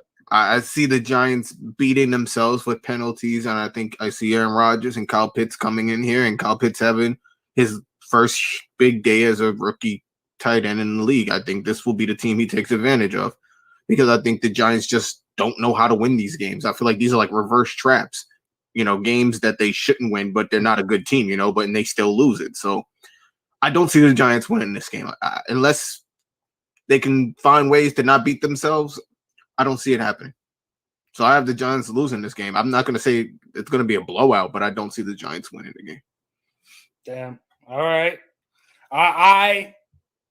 This is going to be the get right game for the Giants. This is going to be the game where the defense gets back and clicking on all cylinders. I know Matt Ryan and Calvin Ridley and Kyle Pitts, that's scary, but they're going to shut them down. I got the Giants getting it done in a shutout and 35-0. Shutout. Yes, wow. I think this is a get-right game. Oh. Danny Dimes is going to look great. He's going to hit and connect more with Kenny Golladay. He's going to get his a touchdown or two. And I think this is going to be the get-right game for the Giants, and this is going to be a team that we're going to be a lot more happier talking about next week. Because, like I said, if all the question marks coming into the season have been what's been the best, it's only a matter of time before what we thought we had gets back to normal. It depends on what Atlanta walks in there. If Atlanta that played the Eagles walk in, then yeah, we should win. But the Atlanta that showed up last week against Tampa Bay that almost pulled that game out, we might lose that because I just don't see the Giants with that much fight. I don't see it. This team just doesn't do it for me. Yeah. I don't think the O-line is going to continue to hold up too, especially with the loss of Nick Gates. I think that was obviously a huge loss that we didn't even mention yet. I think that, obviously he's out for the year, and I think he was our best lineman last year. Andrew Thomas has looked good so far this year, but I think that's going to be a huge loss. We're shuffling guys in and out of that interior O-line, and I don't see it ending well. I think that they've looked decent through the first 2 weeks, but I think it's going to continue to go downhill. But luckily, Daniel Jones has been playing well, and hopefully he could find those targets quicker. And hopefully Jason Garrett could figure it out. Jesus, I still can't believe he's employed. Yeah, as you're saying it out loud, right? It just sounds like it's definitely not going to happen. Yeah. No, we'll get guys back. If only Jason Garrett. Well, nope. Shane Lemieux would be back. He'll come back later in the year. Some of these players will come back from injury, I'm assuming. I hope. Because we are very thin on offensive line men, period. This will be the get right game. Everything's going to start I hope you're right. I hope you're right. I'm tired of my daughter hasn't watched the winning season since she's been born. The Falcons, I'm about to switch teams for her. I can't do this to her. No, not yet. The Falcons are so bad. Like the Giants, like Jason Garrett, Gettleman, they all need to get fired that Monday if the Giants lose to the Falcons, because that's how much that would just.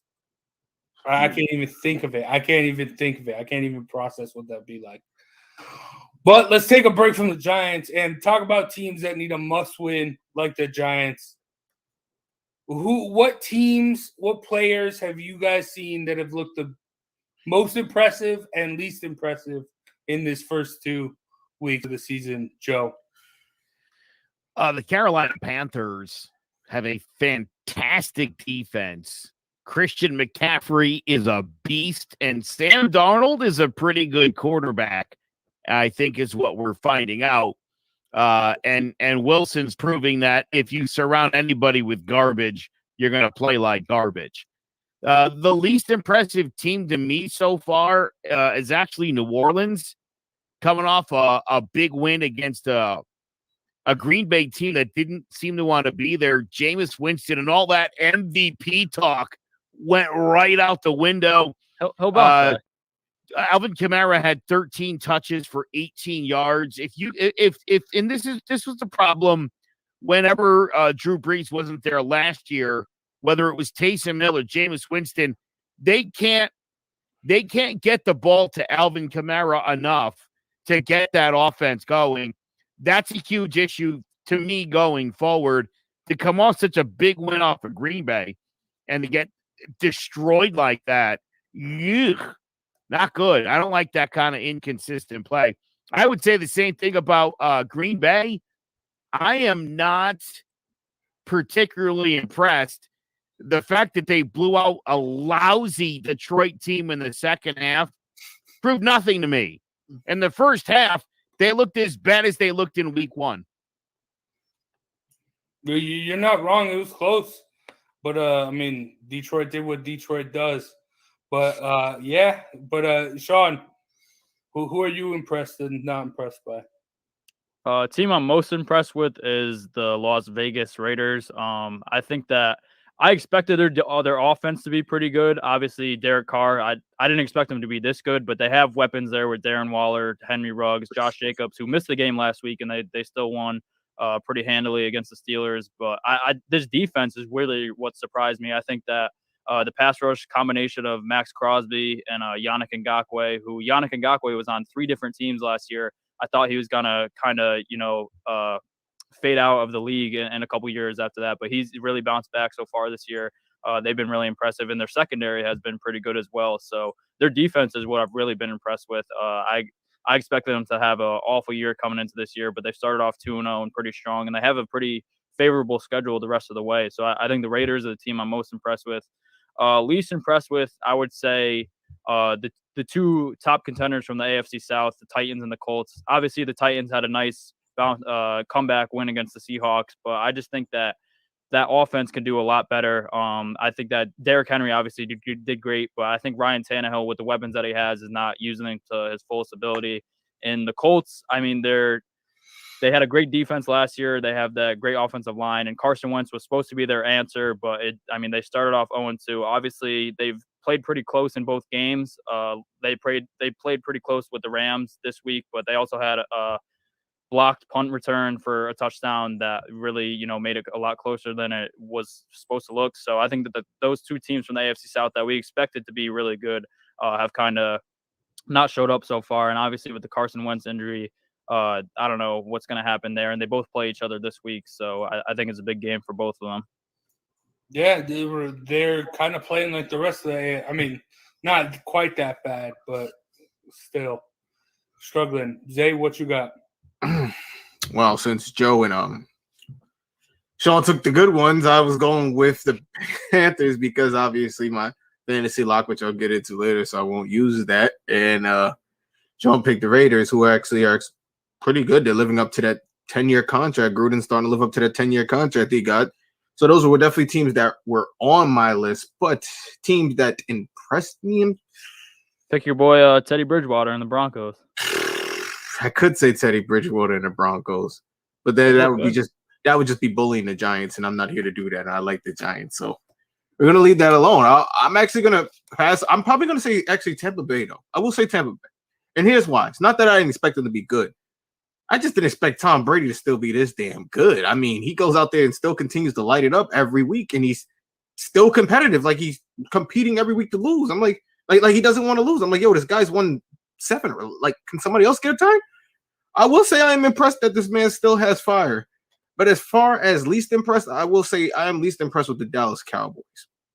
The Dallas Cowboys, yes, they won last week, but they struggled to get that win. A game I thought they should have handily won against the Chargers, being that they have a loaded offense and an improved defense, which I think they should have been able to get to their quarterback and should have gotten way more stops. But it is what it is. But Dallas can still pick to win the divisions. So, like I said, it is what it is. But I do have them picked as my least favorite team, least impressive team so far this year in 2 weeks.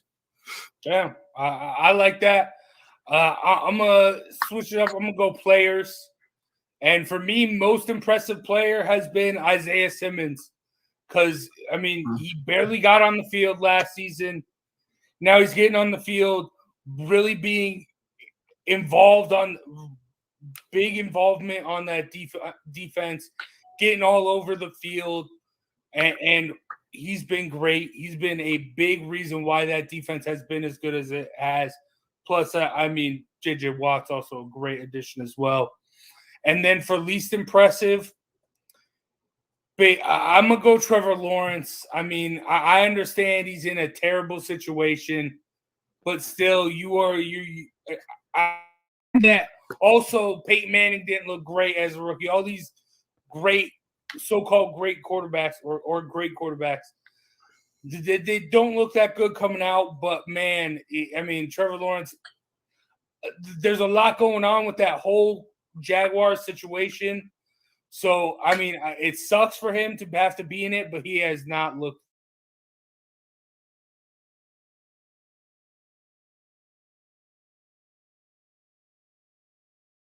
Bets. But you want to know what your best bet is for stopping mosquitoes? Mosquito Shield. It's been a pretty wet summer in Connecticut, and that means more mosquitoes than ever.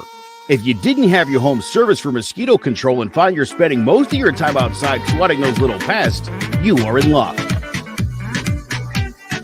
Mosquito Shield of Central Connecticut provides the best value in mosquito control services because of how they treat your yard using the Mosquito Shield tailored treatment system. They don't use a fixed schedule or an identical product, one-size-fits-all service program because you can't control mosquitoes on a set number of sprays or visits. Unlike the competition, Mosquito Shield of Central Connecticut will service you for the season, whatever it takes to provide superior results. This promise has awarded them an industry-leading consumer retention rating of 90%. Visit MosquitoShieldCT.com to schedule an appointment with Wade DeCesare and enjoy the rest of your summer mosquito-free. That is Mosquito Shield. Make sure you sign up at MosquitoShieldCT.com and tell them the guys at John about the G-Men and Clovercrest Media sent you. Now, best bets. Let's pull it up. Zay, perfect 2-0. I squeaked by a half a point to get the win last week. Sean also getting that win. Joe. My opposite. It's rough. Yeah, wait, what was my best bet? That lousy loser, Herbert? No, that was your you picked Cleveland. I believe you picked Cleveland. You picked the Texans. Pick Cleveland. You picked Texans getting 12.5 against Cleveland. No, too big of a number. Yeah, it's way too big. They're playing too tough for that. Yeah. Only one take a loss this past week. So it was tough for me. I was sweating it out. I just got the half point. I had 2.5 for the Bears. It was wild. But let's start things off, Joe. I just talked about them. You got the Cardinals going to the Jags. I just talked about both these teams. Yeah, you think they're going to get it done? How many touchdowns? Yeah, they're going to light them up. I mean, I figure the Cardinals probably score 40 points against the Jaguars. Trevor Lawrence has been terrible, really throwing the ball down the field way too much. This Cardinals defense is it's really good. They've given up a lot of points, but they've been able to block. I mean, I think they're going to start tamping it down.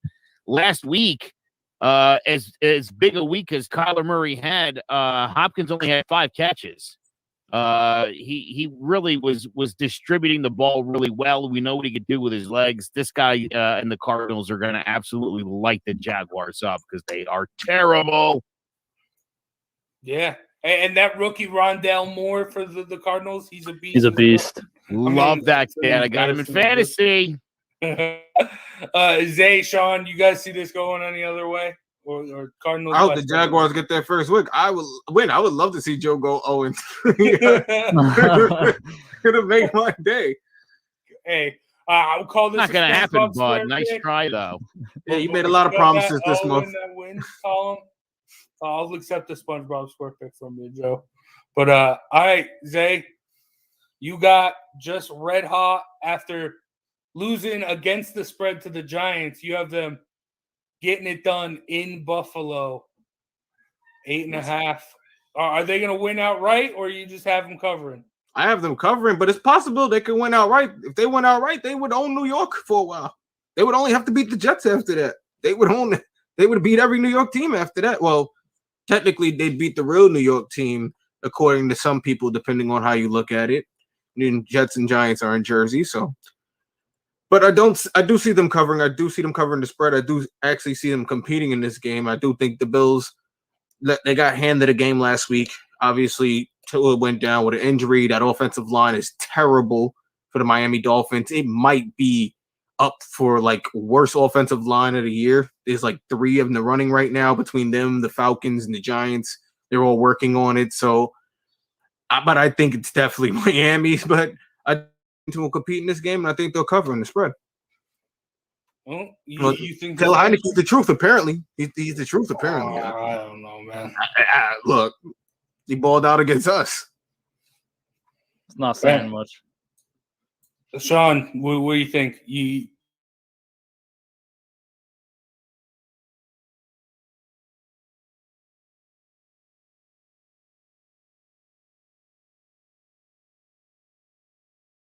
It's a good number that Vegas put out because I think the Bills will definitely win, but I just think this Washington defense really hasn't been that great so far this season. Obviously, the first week the Chargers lit them up, and then this last week Daniel Jones lit them up a little bit. So I don't know. I just don't think it's a great matchup going against the Bills. But and this Bills defense looked really good against the Dolphins. Obviously, Zay mentioned that the Dolphins O-line is absolutely trash, but I don't know. It's a good number Vegas put out. I think the Bills will just end up covering it, but I can see it going either way. And Zay is, perfect record for the best bet. So maybe he's on to something. Start putting him in Vegas. If I get this one, start putting him in Vegas, y'all.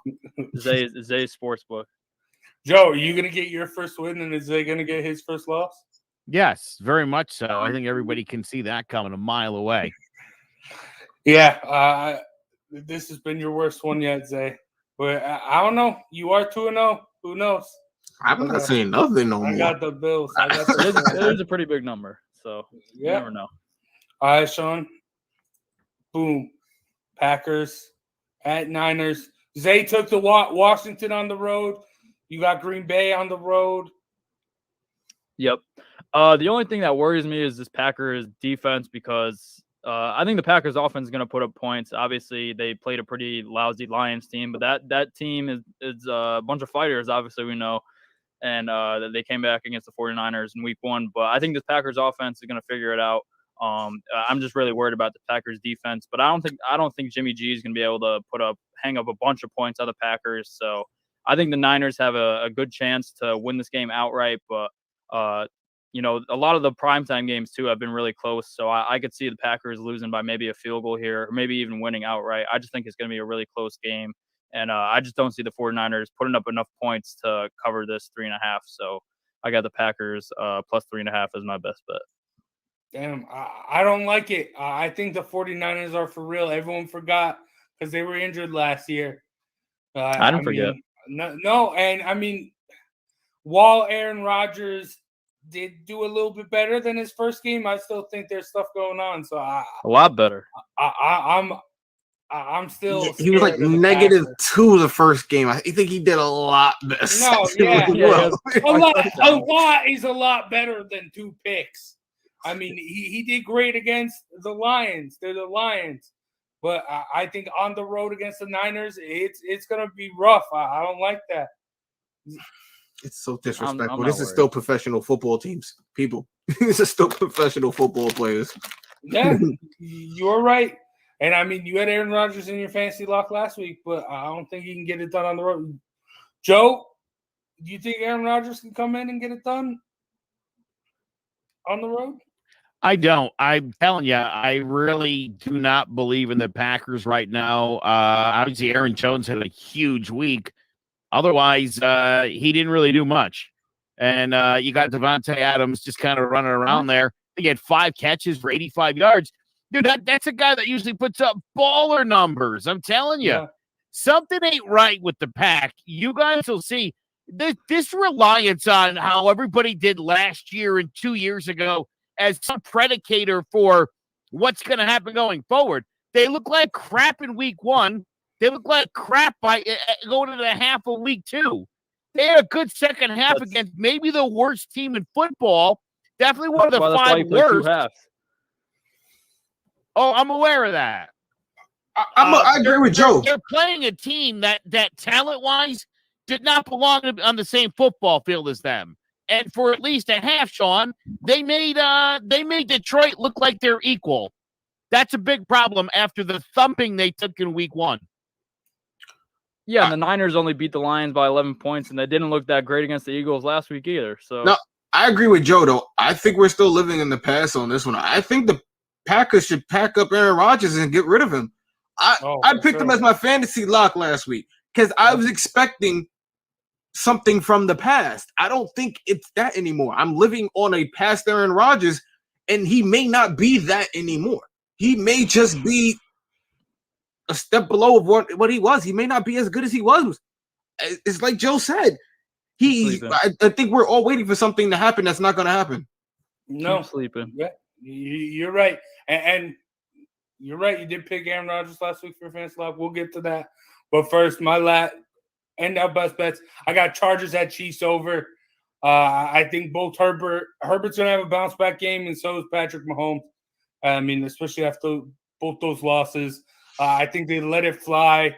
I do think both teams will throw some picks. I could see that. I think the Chargers will end up making a mistake at the end that cost them the game. But I'm going to take that over. It's going to be – I think both teams can easily score 30. That's a huge number. I see it as like a 30-35 game. I think it will be close. I mean, I think they'll light it up. But we were talking about fantasy locks. Now let's take a look. I am just dominating, I got to say. Here we go. I mean, Tyrod Taylor. I mean, yeah, I came behind Tom Brady. That's all right, but Tyrod Taylor still put up monster points week 1. And then Aaron Jones, I told you, the way the Packers were going to win the football game. They just paid Aaron Jones all this money in May. They were going to give him the football. They gave him the football. They got it done. Justin Herbert, the SpongeBob square pick. It did all right. Keenan Allen, it was all right, but they just came up short. And then Aaron Rodgers, big points today. But I mean, it was against the Lions, so. Come on, don't do that. Don't do that. Don't do that. We can't pick Aaron Rodgers again. Justin Herbert was up against the Cowboys, and they have a terrible defense. So no, you're right. You're right. But I mean, the Cowboys moving Micah Parsons to the end, that was a big move that really changed their defense. So imagine if we had took him. Well, got him. When we were talking about the Justin Fields earlier, that thought came up into my head. But let's get the fantasy locks. And the winner this week, Josh Allen versus the Washington football team. Yeah, they haven't gotten the pressure that everyone thought they would be able to. They aren't going to get it in Buffalo. Buffalo's a tough place to play. I think Josh Allen's going to pick apart this secondary just like Daniel Jones did, even better. I think he's going to really get Stephon Diggs more involved, and he is going to light it up against Washington. And, yeah, so that's my fantasy lock. Keep your phone on. Don't turn it off. I'll be texting you. Okay. All right. We'll see. Zay, let's go with your fantasy lock then. Christian McCaffrey at the Texans. A bit of a SpongeBob square pick, I'll give that. But if you don't take him this week, while the Texans are playing very tough defense, I do expect Christian McCaffrey to put up a ton of points for you fantasy-wise and hopefully for his team. So I got to go Christian McCaffrey. Got to do the SpongeBob square pick. Got to play safe this week. Came second last time.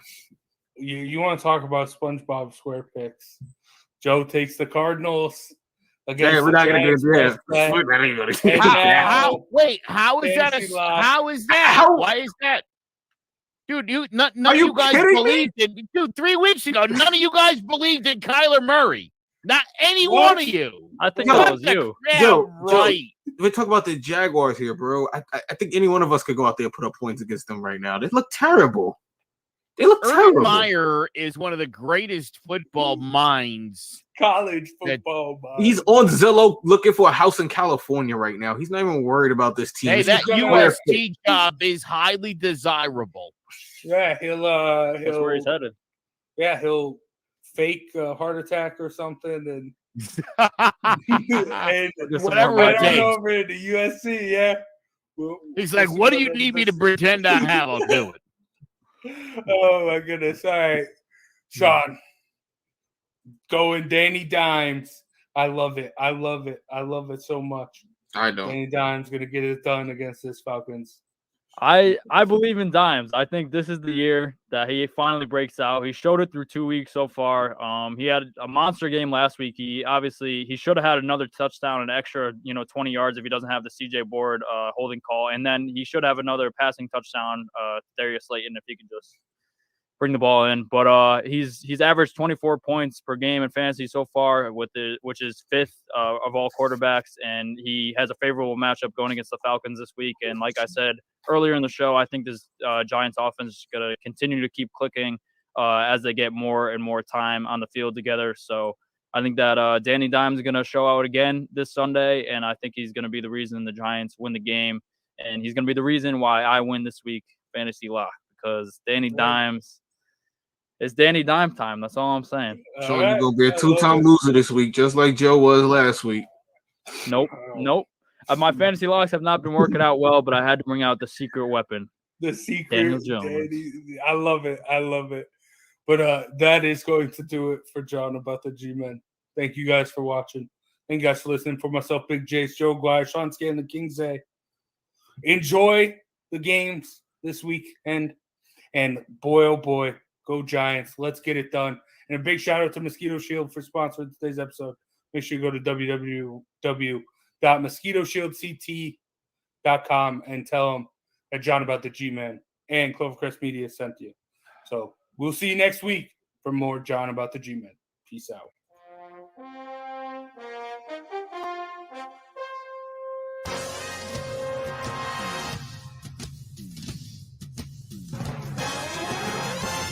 The Giants are running New York like the times as Danny is dropping all sorts of dimes. Saquon's thighs are ruining defenses' lives and Leonard Williams making opposing QBs feel him. Receivers think it's scary to line up across James Bradbury, and the Giants have a bright future led by Coach Judge, Jury, and Executioner. Tune in to Drawing About the G-Men every Wednesday at 6, live on Facebook, YouTube, and Twitch. Hello, my name is Joe Aguirre. I'm the president. But here at CMG, we have a wide variety of podcasts, including sports shows like Keys to the City, The Roll Call, Throwing Jabs, All Four Downs, and Jawing About the G-Men. And great true crime shows like Sticky Week, Crimes and Consequences, Ivy League Murders, and Bird, the unsolved murder of David Eichmann. You can find all these podcasts and so much more by visiting clovercrestmedia.com. It's been a pretty wet summer in Connecticut, and that means more mosquitoes than ever. If you didn't have your home service for mosquito control and find you're spending most of your time outside swatting those little pests, you are in luck. Mosquito Shield of Central Connecticut provides the best value in mosquito control services because of how they treat your yard using the Mosquito Shield tailored treatment system. They don't use a fixed schedule or an identical product, one-size-fits-all service program because you can't control mosquitoes on a set number of sprays or visits. Unlike the competition, Mosquito Shield of Central Connecticut will service you for the season, whatever it takes to provide superior results. This promise has awarded them an industry-leading consumer retention rating of 90%. Visit MosquitoShieldCT.com to schedule an appointment with Wade DeCesare and enjoy the rest of your summer mosquito-free. If you own a business, you know how difficult it can be to get new clients. But what if you had your own sales team? B&I Somerset invites you to join us on Thursday, September 23rd to learn about how B&I Somerset provides a positive, supportive, and structured environment for the development and exchange of quality business referrals. Struggling to find more paying clients or want to take your business to the next level? Our group of business owners have passed hundreds of thousands of dollars worth of business to one another. Want to know how we did it? On Thursday, September 23rd at 8 a.m., we're hosting an event on Zoom where we show you exactly how B&I Somerset generated client after client for one another and how you could begin to apply the same simple steps to your business too. The reality is, it's not who you know, it's who knows you. B&I Somerset is incredible for building your personal brand and ensuring you are known. Join Somerset B&I's Visitor Day on Thursday, September 23rd at 8 a.m. via Zoom. All are welcome. For more info, visit bniwne.com/CT-Northern-Somerset-BNI. Businesses thrive by changing when the world changes, and the world is changing. B&I Somerset can make sure you don't get left behind.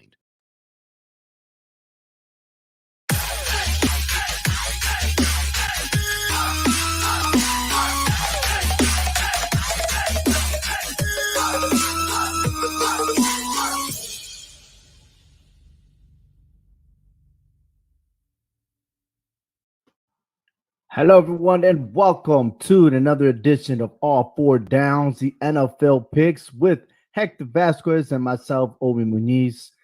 Week 1 and 2. Wow.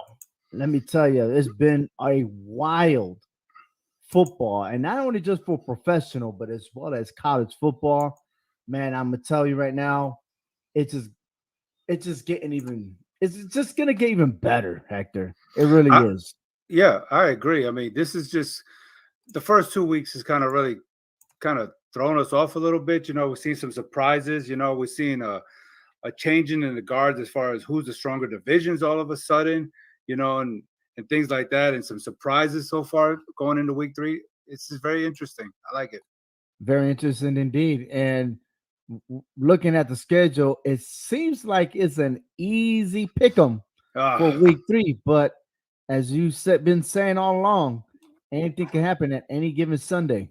Yeah, definitely. I mean, I thought week 1 was going to be kind of easy, you know, but that took a turn because I finished with a losing record week 1. I had to turn it around last week just to break out even.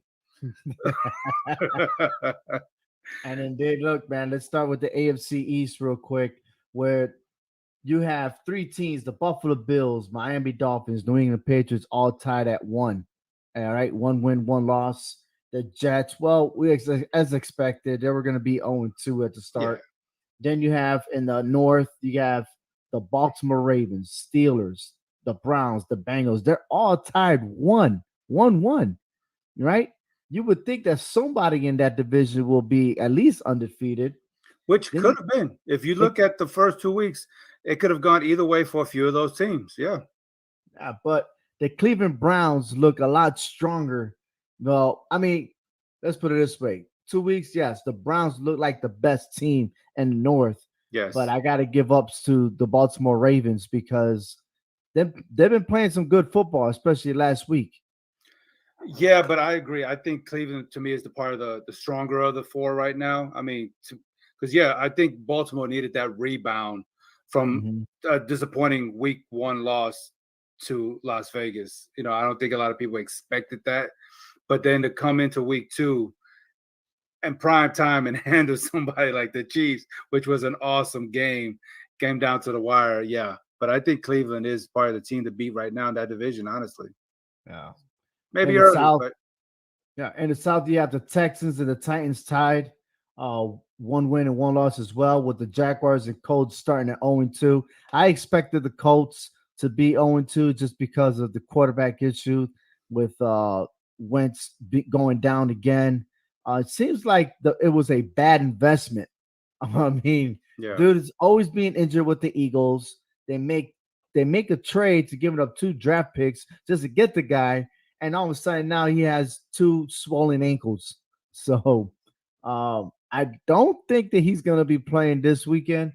But hey, if it's that, then, trying to test out the fire and be like, toughen it up.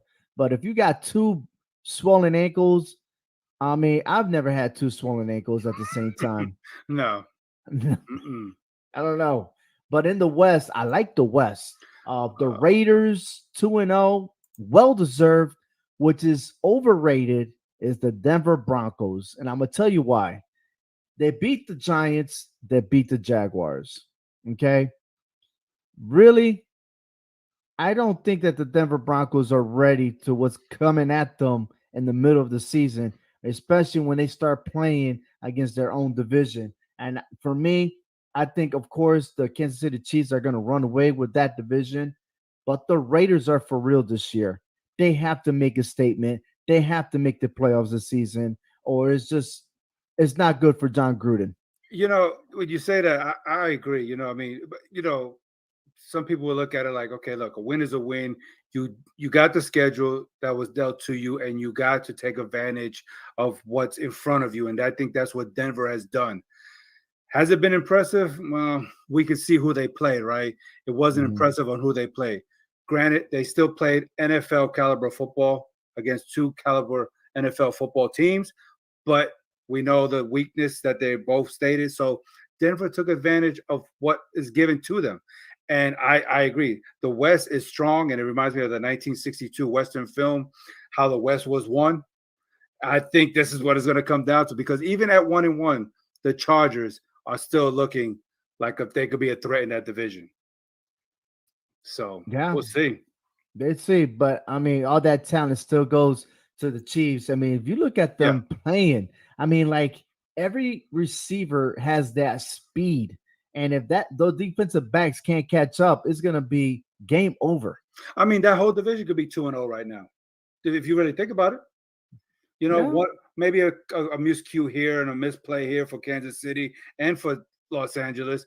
Both of them could have been easily won their game Sunday, and that whole division be 2-0. So I still think that division is probably one of the strongest, probably not the strongest, but you haven't covered the other division yet. But I think one of the strongest. Well, talking about those divisions, we're definitely going to hit that up. We have the NFC East, the Washington football team, the Eagles, and the Cowboys all tied at 1-1. And then, of course, the Giants are 0-2, which they keep shooting themselves in the foot of trying to get into that win column. Most to say, I mean, you got to blame on those receivers of the Giants for not catching the ball, especially when you're wide open and you're at the end zone and no one's not even close to you, not even 15 yards, and you drop the ball. I think that was worse than Danny Dimes last year falling down, all right, while he wall open. He was so wide. He was so wide open. Washington couldn't even get an Uber to catch him. He was so wide open. But you're right. I mean, miscues like that, is what's going to cost you. The Giants still got a mathematical chance. I mean, we've seen how that played out last year with that whole division. The NFC East is nothing but an NFC joke. And I hate to say that because my team is in that division, but that division has not proven themselves to be who the NFL knows them to be. We still got plenty of time. We Yeah, still got we do. plenty of time. We do. Look, we only had 2 weeks. Remember, Yeah. this is our first season, 17 weeks. Maybe that extra game could be a changer. Maybe. Never know. Yeah. But then again, it was a different type of preseason, right? Yeah. So now we got the cobwebs out the way. Here's week 3. This is the start right here. Gotcha. And whoever wins today, and we're going to be covering each game, is a determining factor. They may be looking like a playoff contention. But hey, let's move on to the North. The Packers and the Bears both are tied, right? The Bears is going to start Justin Fields this week. And then, of course, the Packers with the Aaron Rodgers story. It's so boring for me. I'm sorry. I'm just not feeling it with all that drama that's going on over there. But I'm just hoping that no one makes it to the playoffs in the North. But one teams will. Somebody got to, right? Somebody got to. The Lions and the Vikings, they look like a lost cause. But hey, that division is wide open. It is. And you know what? They look worse than the NFC East right now. Yes, yeah, because the Packers are not who we think they are supposed to be. Not that, that team who's been to the NFC Championship game. Not like, they beat the Detroit Lions. I'm like, who's the Lions? But yeah. But the other division that's so much better is the NFC South, when we have the Tampa Bay Buccaneers, who are predicted to repeat again this year. They're 2-0. And surprisingly, the Carolina Panthers are 2-0. That is very surprising. I don't think many people know, but going into week 3, the Panthers got the number 1 defense in the league. I gotta respect they always were known for defense. Take it. And then when you add that running game, the Panthers got it. You never know. They could be that surprising factor in that division. They don't count out the New Orleans Saints. They're 1-1. And then you can erase the Atlanta Falcons 0-2. Oh, okay. I erase them? I will. Just erase them. Erase them. I got them right there. But they do play the New York Giants this weekend. So let me go get my aspirin real quick. Yeah. And in the NFC West, we got the San Francisco 49ers, the Rams, the Arizona Cardinals. All 3 are 2-0, with the Seattle Seahawks 1-1. But respectively, that all 4 teams at any given moment could take over that division. So we got 2 West divisions, 8 teams combined, 5 of them are undefeated. Tell me the West is not playing good football on both the NFC and the AFC side. It could be a West versus West when it comes to the Super Bowl. Dude, I mean, just because the Seahawks are in last place at 1-1 does not mean that they are not bad. I mean, they are just maybe a play away of holding the Titans from not going to overtime and being 2-0, everybody being undefeated in that division. I mean, that is how tight this is. It is just fantastic football in the West. Whoever's a fan of the West teams, man, props to your teams. They're tearing it up. They are indeed. But speaking about that, the Super Bowl, where is the Super Bowl anyway this year, Los Angeles, SoFi Stadium. And guess what? The West. Guess what? Are you ready? Imagine. And that's the reason why I said that was imagine the Las Vegas. I was going to say the LA Raiders. Then I was going to say Oakland. But the Las Vegas Raiders, imagine them versus the Los Angeles Rams. I could see that. That would be pretty something. What about the Chargers and the Rams? No, Chargers will not be there. I'm just saying. Anything's possible. No. But the Raiders. He ain't ready. Justin Herbert's not ready. But the Raiders, they got something to prove. Yes. That would be awesome. I'd rather push the Raiders. And I hate seeing repeat people going to the Super Bowl. I like to see first teams. But, yeah, I do too. But you got to beat them, to get there. You got to beat them. You got to beat them to get there. Like Ric Flair says, in order to beat the man, you got to beat the man. That's it. And we're going to start right here because I got to beat you, man. I got to beat you. Yeah, let's talk about that real quick. Yeah, let's talk about that. 5 games this week. We went against each other 5 times. And that was a close one. It was close. I got you 3-2. But I got to tell you, those 2 wins that you got over me, Man, I almost had you. The Washington football team, they know they should have lost. Please. They should have lost. Oh, please. And Stop. I told you exactly what's going to happen. Oh, you did not tell me that they were going to miss a pass and that there was going to be a false start at the missed field goal. Okay.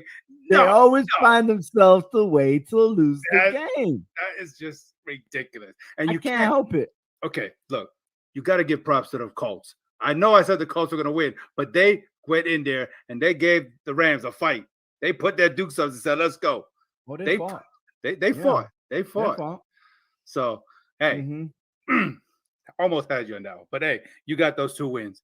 Almost. But when I tell you Buffalo is going to beat Miami. Yeah, you know what, man? Look, man. You didn't even score, dude. Tua left. Tua's like, yo, I got to go. Hurt my ribs. He must have smelled ribs. That's why he had to leave. He wanted one rib. But the Dallas Chargers game, that was an awesome game. You know, I think Herbert threw an interception, I think, in the end zone or something like that. That kind of cost him. That could have went either way. It could have gone either way. And San Francisco, they just dominated Philadelphia. I know the score looked close. I was wrong about that one. I thought, you know, I was feeling for the Eagles, but at the same time, I was kind of happy because they lost. You know, so yeah. I mean, if you're a Giants fan, you're hoping that the other teams will lose by a lot too. So yeah. But hey, let's stick it with this week. Hopefully, it will be better. It seems like it's supposed to be a easy schedule. Oh, that's what they say. That's what they say. But I don't believe the hype. Anything can happen. But we'll start with Thursday Night Football, the Carolina Panthers versus the Houston Texans. I got Carolina Panthers winning. I think they're going to run over the Texans. I know a lot of people say you got to respect the Texans. They're legit. They're legitimately wrong. I'm sorry. I still don't feel the Texans. And especially being in AFC South, there's nothing good happens in the AFC South. Carolina Panthers, I'm telling you, you said it, they got the number 1 defense going in. They got the right running back. I mean, what else can you ask for with the Panthers when you have Christian McCaffrey, who's already rushed 45 carries for 170 yards, and they got this kid named Sam Darnold, in which the Jets couldn't utilize him so well, and now he's looking awesome with the Carolina uniform. So I'm going for Carolina. I can see Christian McCaffrey getting at least another 20 touches. You know what I'm saying? Because what does Houston can do? Who do Houston got a quarterback? Are they going to take everybody's fans' tickets and put them in a drawing and see who's going to be the starting quarterback for Houston before game time? I mean, this is just ridiculous. Tyrod Taylor is out. Deshaun Watson's not going to play. You're going to tell me that this quarterback who's going to lead Houston a charge against that Panther defense? I can't see it. I got Carolina in this game also. So they got Davis Mills to be the starting quarterback. I don't know much about this guy, but if there's anything, Mark Ingram, David Johnson, these guys got to step up and run the game, and they haven't been running. Chris Mills is going to be like a windmill. Carolina is going to send him back to wherever he came from. I got Carolina winning this one. All right. So Washington football team visits the Buffalo Bills. Look, I'm sure that Washington football team could do something. I like Taylor Heineken, if that's his name. Taylor Heineke. I'm sorry. He's a good quarterback for that organization. You know, and I respect him a lot. Even last year, he came at the end of the season, right? But he's a good quarterback. A lot of people like to dismiss him and stuff like that, but he got it. But does he have enough against the Buffalo Bills? Right now, I'm going for the Bills for the win. I mean, he had a great game last week against the terrible Giants defense. I mean, he threw for 336 yards. Okay, yippee-ki-yay. You ain't doing that against the Buffalo defense. I'm sorry. And Buffalo coming off that momentum, you know, destroying Miami. I got Buffalo rebounding, and you know they kind of fell apart in week 1, but they showed who they were last week, and I think now the momentum is going to carry on. They're going to beat Washington and take that record to 2-1. And I agree with you. They're going to do us that favor. They got to get that win at home. That's the Yeah. guaranteed. The Bears. Oh man, I even forgot to change the sign there. Washington and Buffalo. There we That's go. all right. Yeah. Now we got it. We got it right this time. Chicago Bears at Cleveland Browns. Justin Fields is going to start this game, so I don't think he's going to be able to match up with Baker Mayfield. Mayfield just got too many weapons in his arsenal versus what Justin Fields have.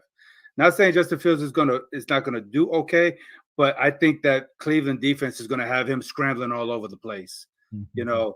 And with them being, I think they're in Cleveland, correct? They're in Cleveland. So I think this is what the Browns need, and I think they're going to beat the Bears. Pretty close game. I think the Bears are going to stay in it for a little while, but I think Cleveland is going to do what they got to do to win this. I mean, I know they've been racking up sacks on their defense, and so Justin Fields is going to get an NFL debut here that he's going to get a rude awakening pretty much, I think. All right. We're both in agreement there with the Cleveland Browns. That's scary that we're already agreeing. We haven't any differences yet. Oh, I know. The Ravens at Lions. I kind of was looking at this game for a little bit, and I didn't find it that easy to pick this game. I mean, I know the Lions are kind of still figuring things out on defense a little bit. They got the quarterback. I mean, there's nothing wrong on that part. They got the quarterback, but what he has under Dan Campbell, who's a first-year coach, and coming off a short week right now, getting blasted by Green Bay, I think Lamar Jackson and company is going to do what they got to do, and they're going to beat the Lions. I think I think they're going to cover that spread pretty well. I think. Well, the spread is at -8, and I've got a feeling that the Ravens will win over 21 points against the Lions. So, I think so too. I mean, bet your money on the Ravens, man. You're gonna get rich on that one. I think we got the Indianapolis and Tennessee. I didn't lose hope on Indianapolis last week. I felt like they were going to come out at home and do something against the Rams. They came close, but Carson Wentz, he's banged up, right? So I think the Colts are now going to start spiraling downhill. Tennessee coming off that impressive win against Seattle. Derrick Henry is just the beast mode that he is, the number one rusher right now. I don't see anything Indianapolis can do to stop him. They're going to run. He's probably going to run all over him and by himself in the first half, let alone 4 quarters. And I think, honestly, I don't see an upset happening here. I'm sorry. I see Tennessee winning this game. This would have been a perfect game for Sam Ehlinger if he was healthy. Right now, he's in an injured reserve.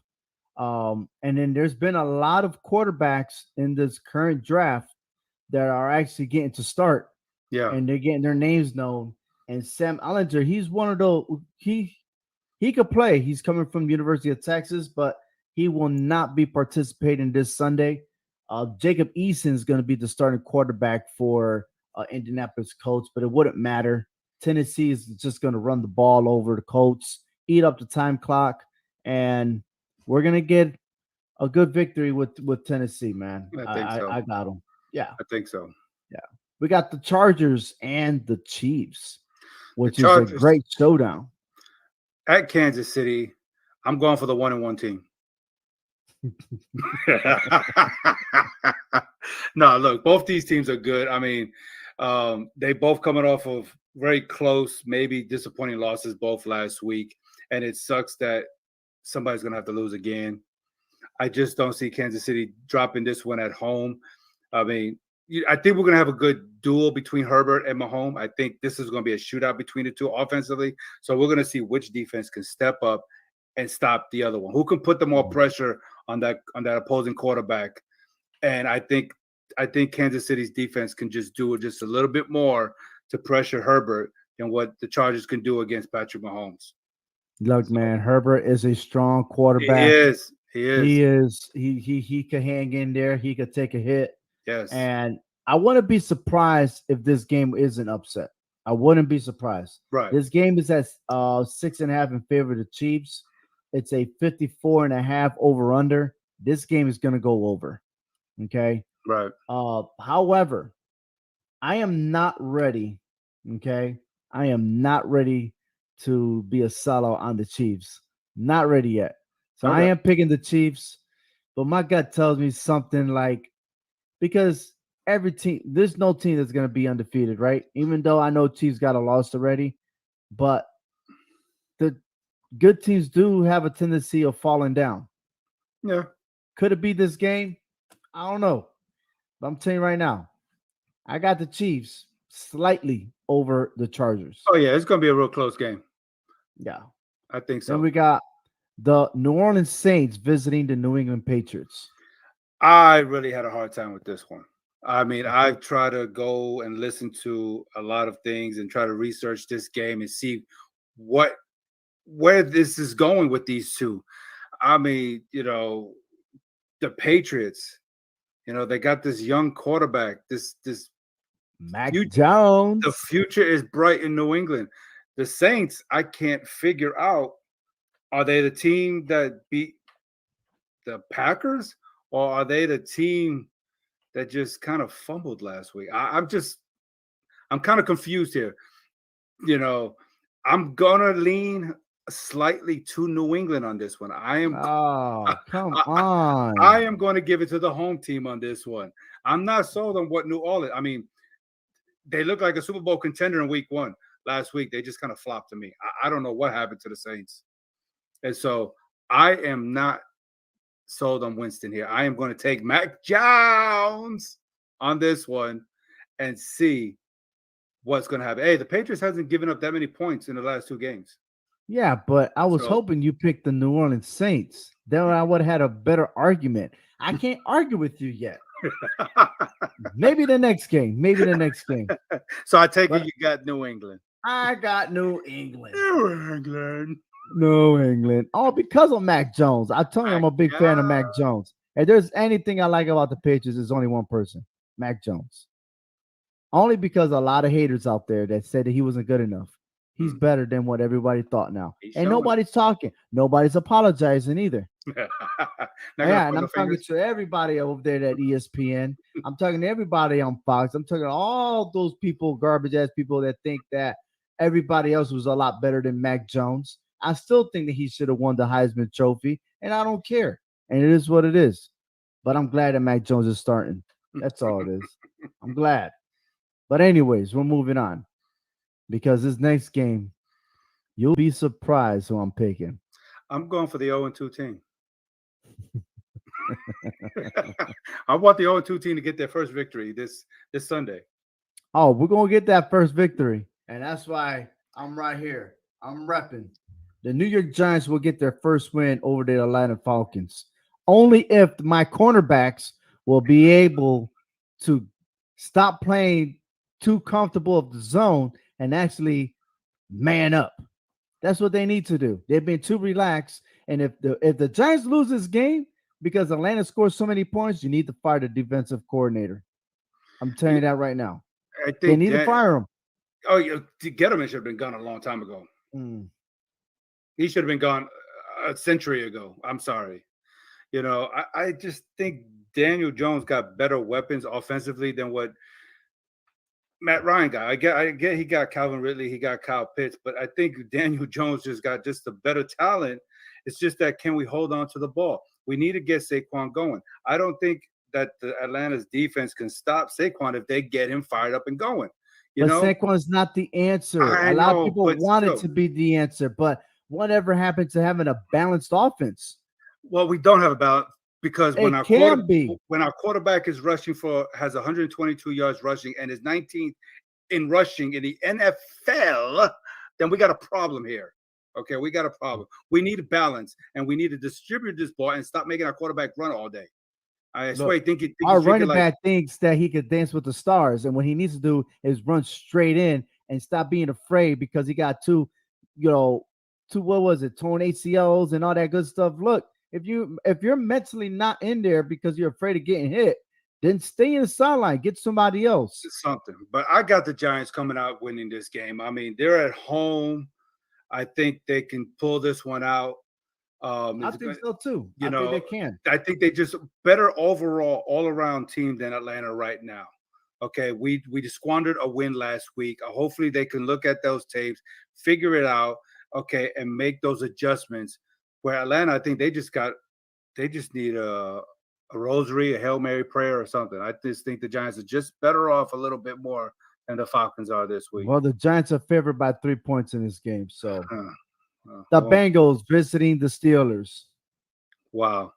There's no love lost between these two. I mean, you're talking about an AFC North rival, and I know the Steelers have, up there, has the upper hand against the Bengals, but the Bengals got Joe Burrow. And, I think he's the best thing that Cincinnati's had in a very long time. But he's been sacked a lot in the last 2 games. Pittsburgh's defense is just going to. Whoa. What? Don't tell me about the Pittsburgh defense when you've been bragging last week. Oh, the Steelers defense is the bomb. They will do this, they will do that, and they didn't show up. Well, you know what? So what type of defense we're going to see from Pittsburgh this Sunday? I think they're going to do something. They're going to have a defense that's going to shut Burrow down. Okay. I think so. All right. Okay. I mean, the Bengals haven't won in Heinz Field like in about 5-6 years. There's always a first. I will, but not right now. Maybe next year. Maybe next year. All right. Like I said, you've been reading my notes because I got the Pittsburgh Steelers. I'm telling you, you better have something different on this one. I'll bet you better. You better pick the wrong team on this one. Arizona and Jacksonville. Okay, yeah. You tell me why I should be saying anything praisable or very good about Jacksonville right now. Oh, you didn't know? They got this Lawrence guy over there. They got this college coach in the NFL. I mean, Kyler Murray's averaging about 370 yards passing right now. I mean, he's just a beast in himself. Yeah, he's a beast. I mean, what can you say about Jacksonville that's going to give him a fighting chance in this game against Arizona? They're going to show up. That's about it. Hey, they're going to wear the uniform. I mean, Jacksonville has a -5 turnover rating in 2 games. They haven't done nothing. I mean, I'm sorry. I feel you. I feel you. I have no idea what's going on over there. Trevor Lawrence is bound to win a game sooner or later, but not this game. Not at home against Arizona. Not this game. Absolutely. No. Maybe the next Jets at Broncos. Maybe this one may be a difference between you and I. Maybe. I mean, Denver hasn't really shown me anything against 2 garbage teams in the last 2 weeks, and yet they got another garbage team in the Jets. So what? They play a New York team 2 out of 3 weeks.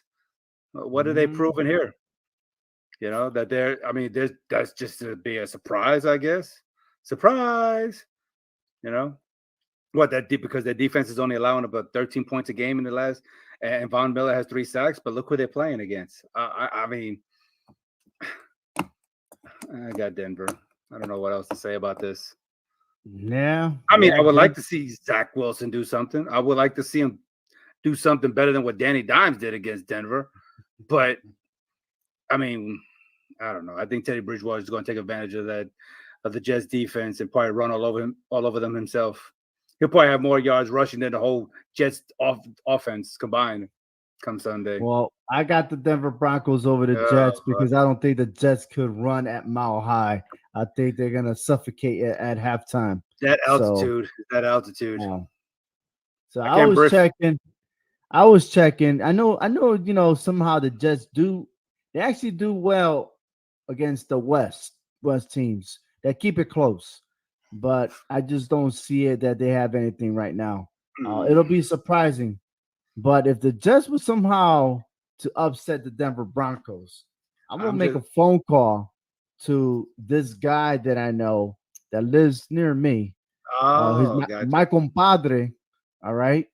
Because of the fact that he's a Broncos fan. I had to drive almost 2.5 hours listening to him telling me why the Broncos beat the Giants so badly. So, yeah. But, hey, that's all good. Well, let's move over to Miami and Las Vegas. The Raiders. You know what they say in Vegas, right? Always bet on black. What? When did this happen? The roulette game. Bet on black, really? No, I've never heard of it. No, you never heard I of heard whatever happens in Vegas stays in Vegas, it? but not this time. Well, We're that's going to what's, hear about what's going to happen to the Dolphins. they're going to make some tuna fish sushi against them. Though. I mean, I mean, Tua's not playing. I mean, he's probably got a hurt rib, you know. So Oh yeah, he's not playing. He's not playing this weekend. and right now, Derek Carr has just been dealt a hot hand. I mean, I was surprised how they went and beat Pittsburgh. I was surprised on how they beat Baltimore. I'm sorry, I did not expect the Raiders to be 2-0 at this point. I expect them to be 0-2. That's just my You're right. But My too. And that's what I'm saying. I think this is the season that the Raiders will wake up and actually do something because the way I've heard David Carr talk about things during the offseason, this guy's for real, man. I think they put in the work. I think they put in what they need to do to be ready for this season. And I hope they do well because I do like David Carr. I love his style of being a quarterback. I think he'll be very successful. And like he's been saying that if he was to ever go and get traded somewhere else, he will retire because he don't want to play with nobody else but the Raiders. So, and I'm going for the Raiders on this one. Take advantage of the schedule now because it ain't going to get easier when you start playing those teams in your division. Hey, you know? And it's going to be something big because they did lose a big fan this weekend. The guy died. I think he was in his 50s. I think it was COVID issue, if I'm not mistaken. But he was the owner or the leader of the Black Hole that started in Oakland, if I'm not mistaken. Oakland or Los Angeles. I think it was in Oakland in the 90s. Because I know they went both cities and they did a lot of switcheroo. Yeah, I know in the 70s and 80s they were in Los Angeles. But he wasn't able to go to Las Vegas to start it up again. And I know there's going to be a dedication. There's going to be a lot of heartfelt there. And John Gruden knew the guy too. So right. I think this game is going to be very special. And I just feel sorry for the Dolphins to receive the receiving end of what's going to happen to them. So, yeah, absolutely. The Tampa Bay Bucks versus the Los Angeles Rams. Now, if there's any game that's going to be different, is this game. Because we've been agreeing on all the games. You better pick the opposite on this one. I'm going for the 2-0 team. Okay. That's yeah. Absolutely. Me too.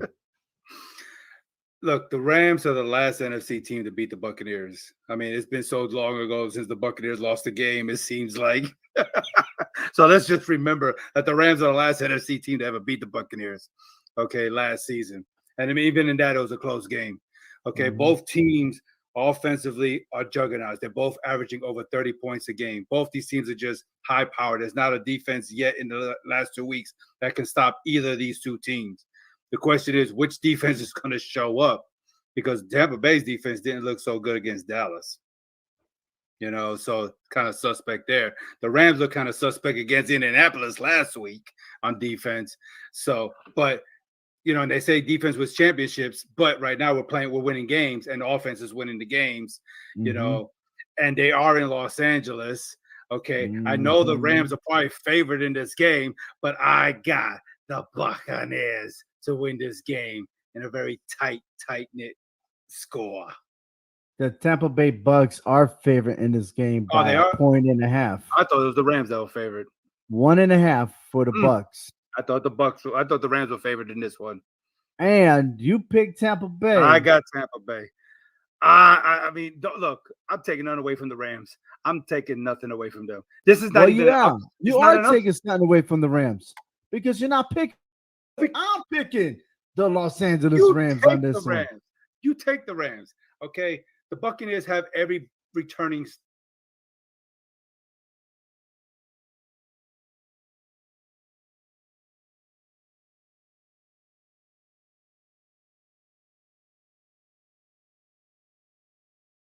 And this is going to be the same thing this Sunday. All right. All right.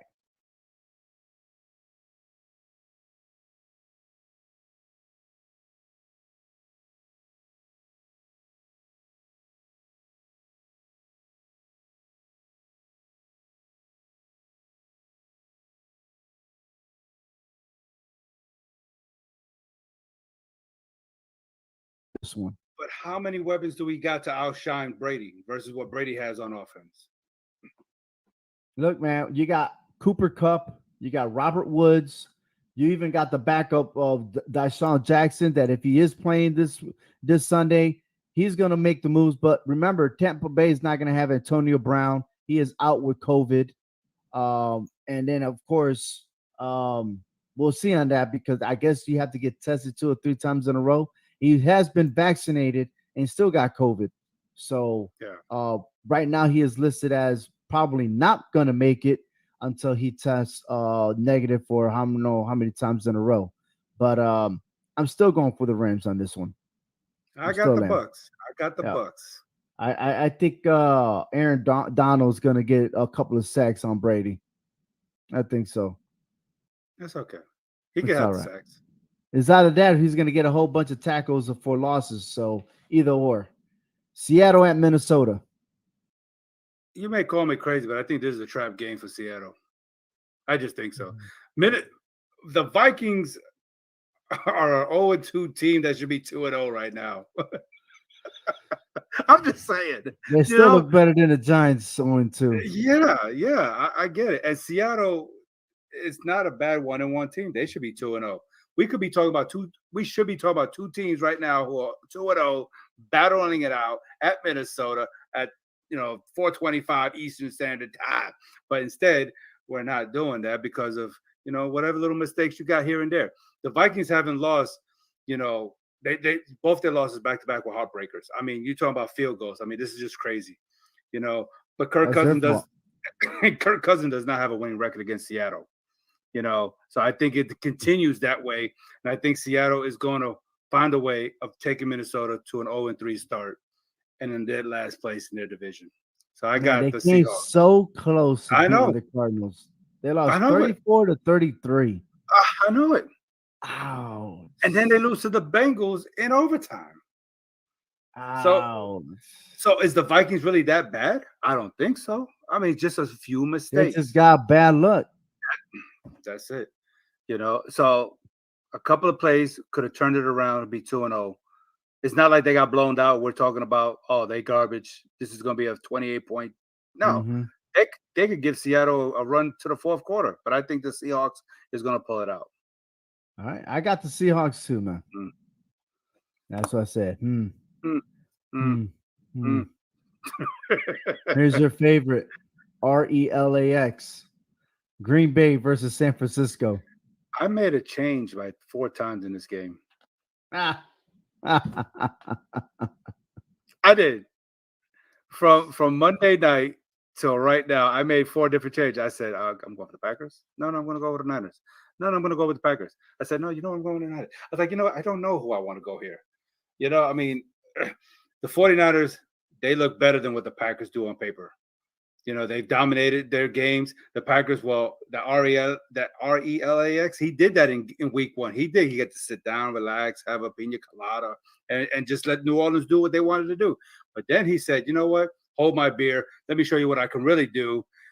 And then just embarrass Detroit. These 2 teams, they have a history with each other.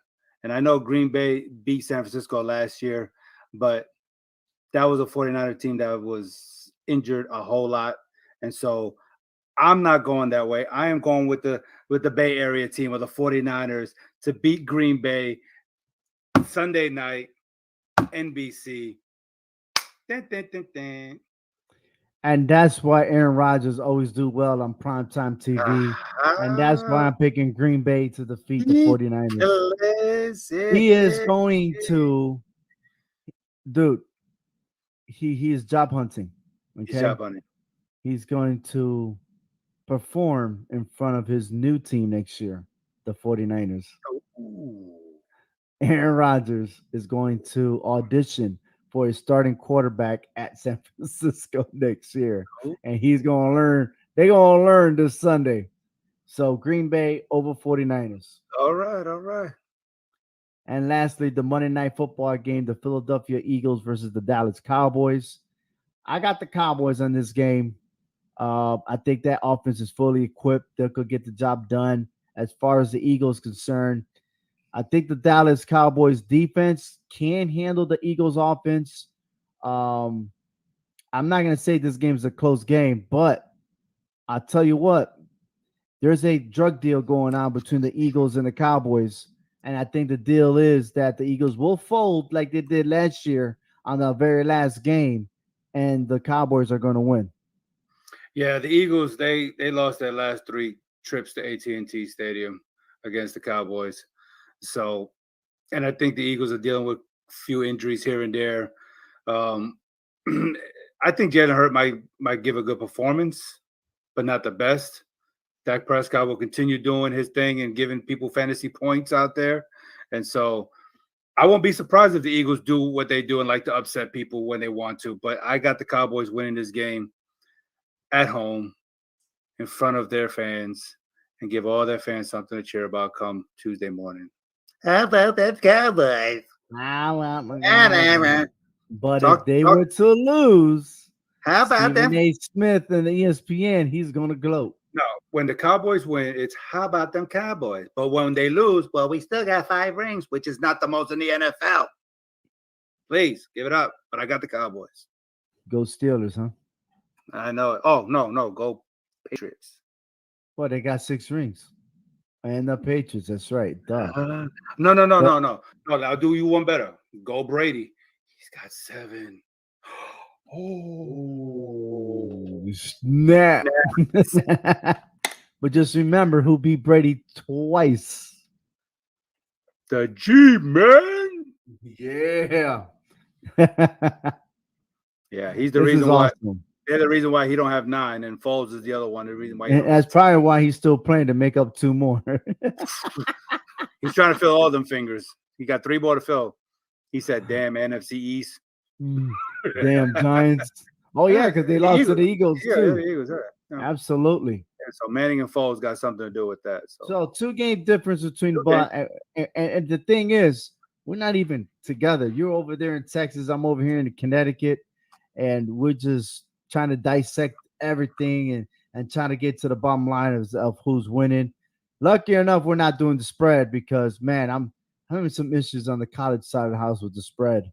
But, I think that just goes to show, the longevity that we have with one another, that we could be in 2 different areas and we could still figure out who the other one's going for. And look at the 2 games that we got, against each other. I mean, the 49ers and the Packers, Buccaneers, Rams. I mean, you can't go wrong with either pick there.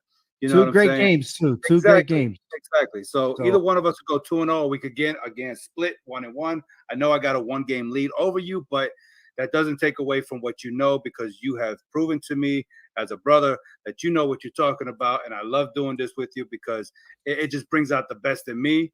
You know what I'm saying? And I mean, this is just, and sometimes I'm just surprised I'm this close to you. No, I'm not. Well, we live far away, but we're so close to each other because you took me away. But you know what? Don't discredit yourself for what you know. You see what I'm saying? Because, I mean, sometimes you got to take those gambles and go for those undefeated teams. And like I did last week. I'm going for this. You're going for that? Well, I got that right there. So I know that is coming to my house at the end of the season. But see, like I said, last week I went for the call. I mean, for the call. Sometimes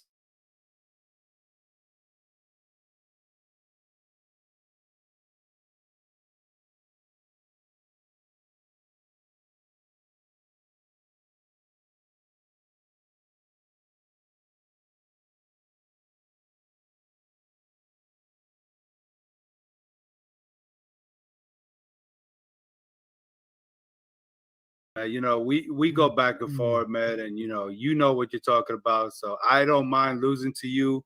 I mean, I know between you and I, it's not going to be a blowout. It's not going to be a lopsided end of the season. Well, I got 50 and you got 10. It's always going to be a close race, man. 25 years of picking games, man. And we've always bet one up each other every year. It seems like you get it, I get it, and then that's what we're trying to teach those younger folks about college football. Oh yeah, they don't know. They don't know that we ended up in a tie in the bowl games when it really counted. Yeah. Yeah, well, them youngins, they'll figure it out one day. Yeah, but hey, talking about college football, tomorrow at 9:00 p.m. Eastern Standard Time is the college picks on all 4 downs. You want to stay tuned and listen to that because we got some great games. All right, we got 10 games, and guess what? My local town is participating against a top-ranked college. You want to check it out, which college that is.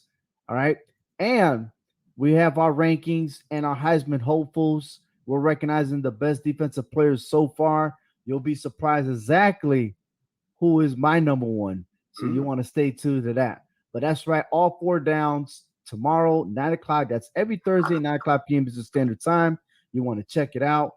And if you're betting, you definitely want to listen to our show first before you hit that online sporting and make the right decisions there, because it's very important.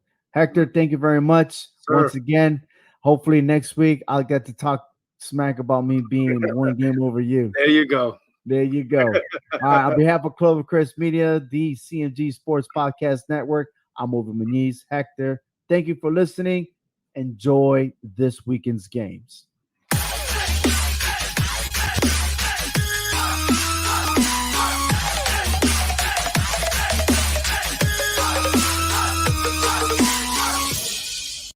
It's been a pretty wet summer in Connecticut, and that means more mosquitoes than ever. If you didn't have your home serviced for mosquito control and find you're spending most of your time outside flooding those little pests, you are in luck. Mosquito Shield of Central Connecticut provides the best value in mosquito control services because of how they treat your yard using the Mosquito Shield tailored treatment system. They don't use a fixed schedule or an identical product, one-size-fits-all service program, because you can't control mosquitoes on a set number of sprays or visits. Unlike the competition, Mosquito Shield of Central Connecticut will service you for the season, whatever it takes to provide superior results. This promise has awarded them an industry-leading consumer retention rating of 90%.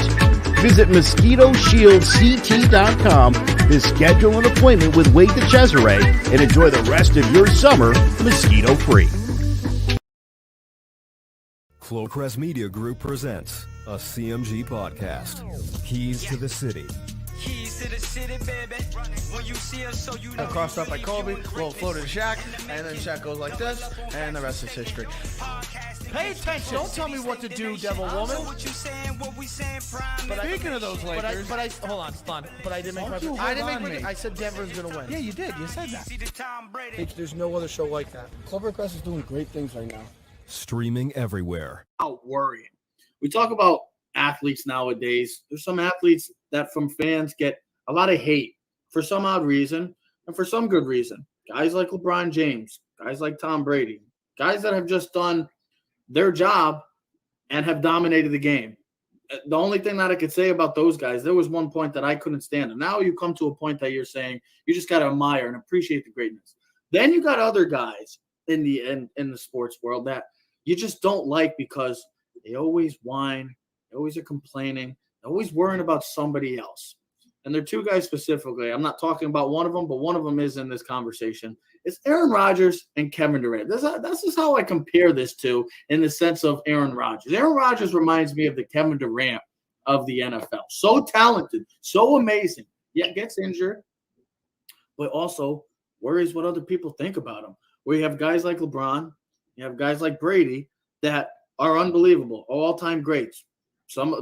We already know Brady's the greatest of all time in the NFL. LeBron could go down as the greatest of all time.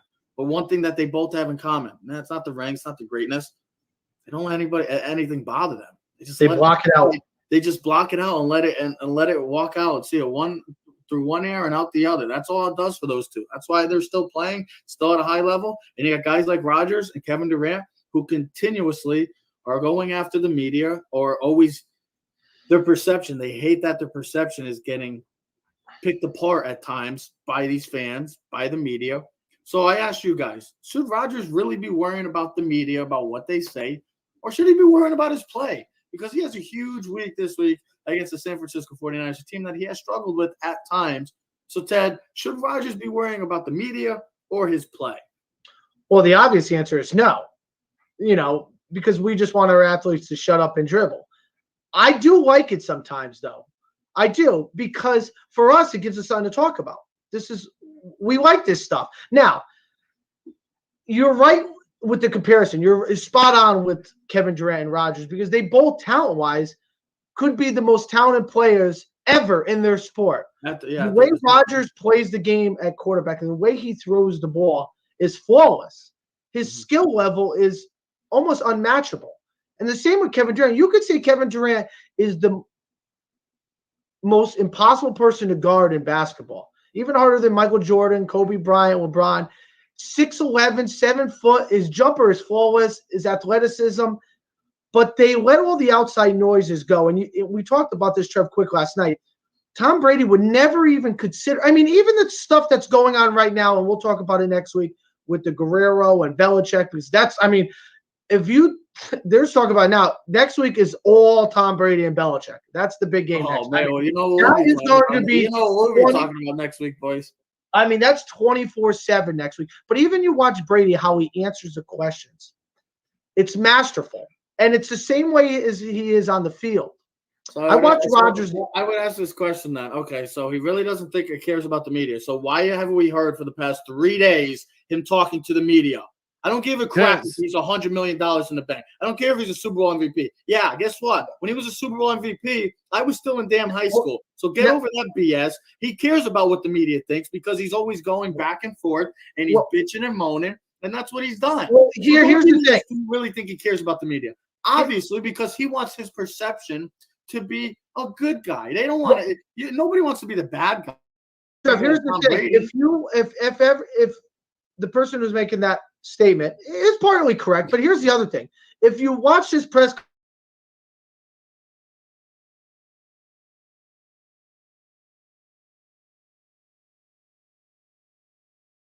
and walked backwards and said, "Listen."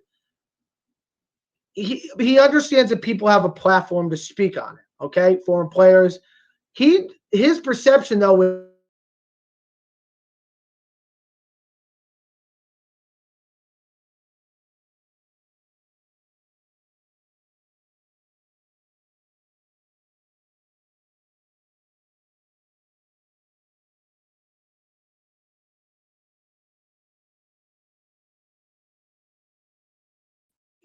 He's not going to bite his tongue. He's going to let his opinion be known. I understand, but here's another thing. I think it does motivate him in that sense to be better and to prove critics wrong. Joe, here's another thing. What did we talk about most this entire NFL offseason? Talked about Aaron Rodgers, right? What we talked about was if Aaron Rodgers was going to play or not, or is he going to be on another team? It's just like how Kevin Durant, or doing a TV show. He's a media guy. He does commercials. He's in Hollywood. So yeah, he's Hollywood. He's very obsessed with the media, his personification, the way he's portrayed in the media. Those things are all weighing heavily on him. That, by the way, was from Sander. I love Sander, but Sander equates guys who make a lot of money with being great. And those things aren't necessarily I'm not saying he's commiserate. I'm not saying he's well, not as you great. just pointed out, he hasn't won a Super Bowl since you were in high school, and you're a big boy now. So it's been a long damn time. It's been 10 years. I was listening to ESPN this morning, that clown show, and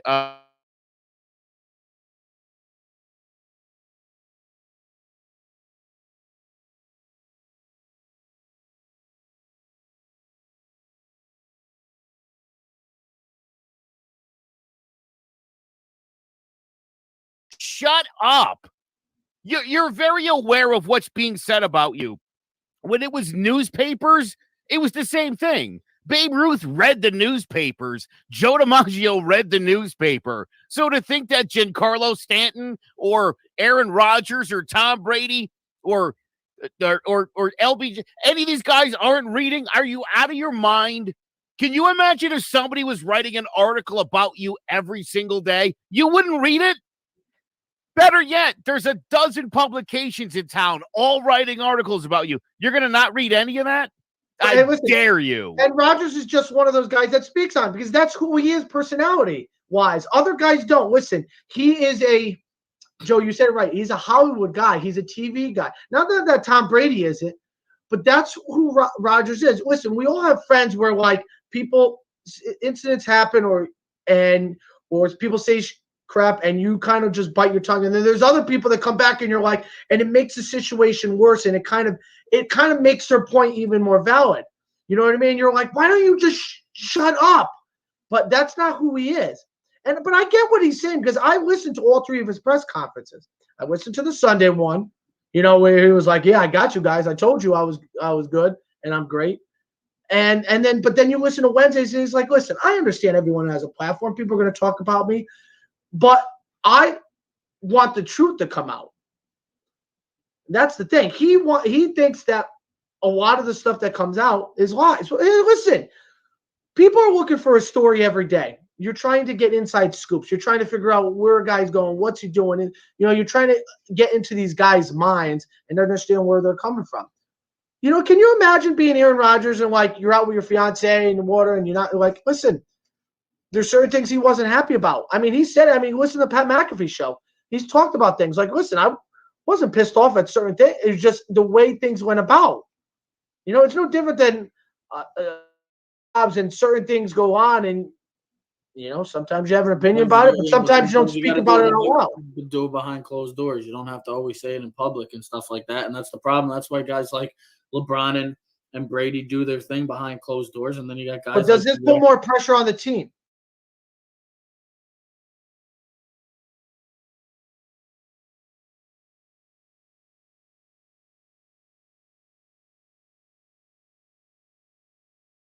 But the Green Bay Packers organization this offseason, how they handled this whole situation throughout the entire offseason. So the pressure is going to be on this team no matter what happens. And on top of it, they're just coming off of 2 NFC Championship appearances. So the only highest you could go is to get to a Super Bowl and win a Super Bowl. You can't go any far. You can't go back. You can't take a step back.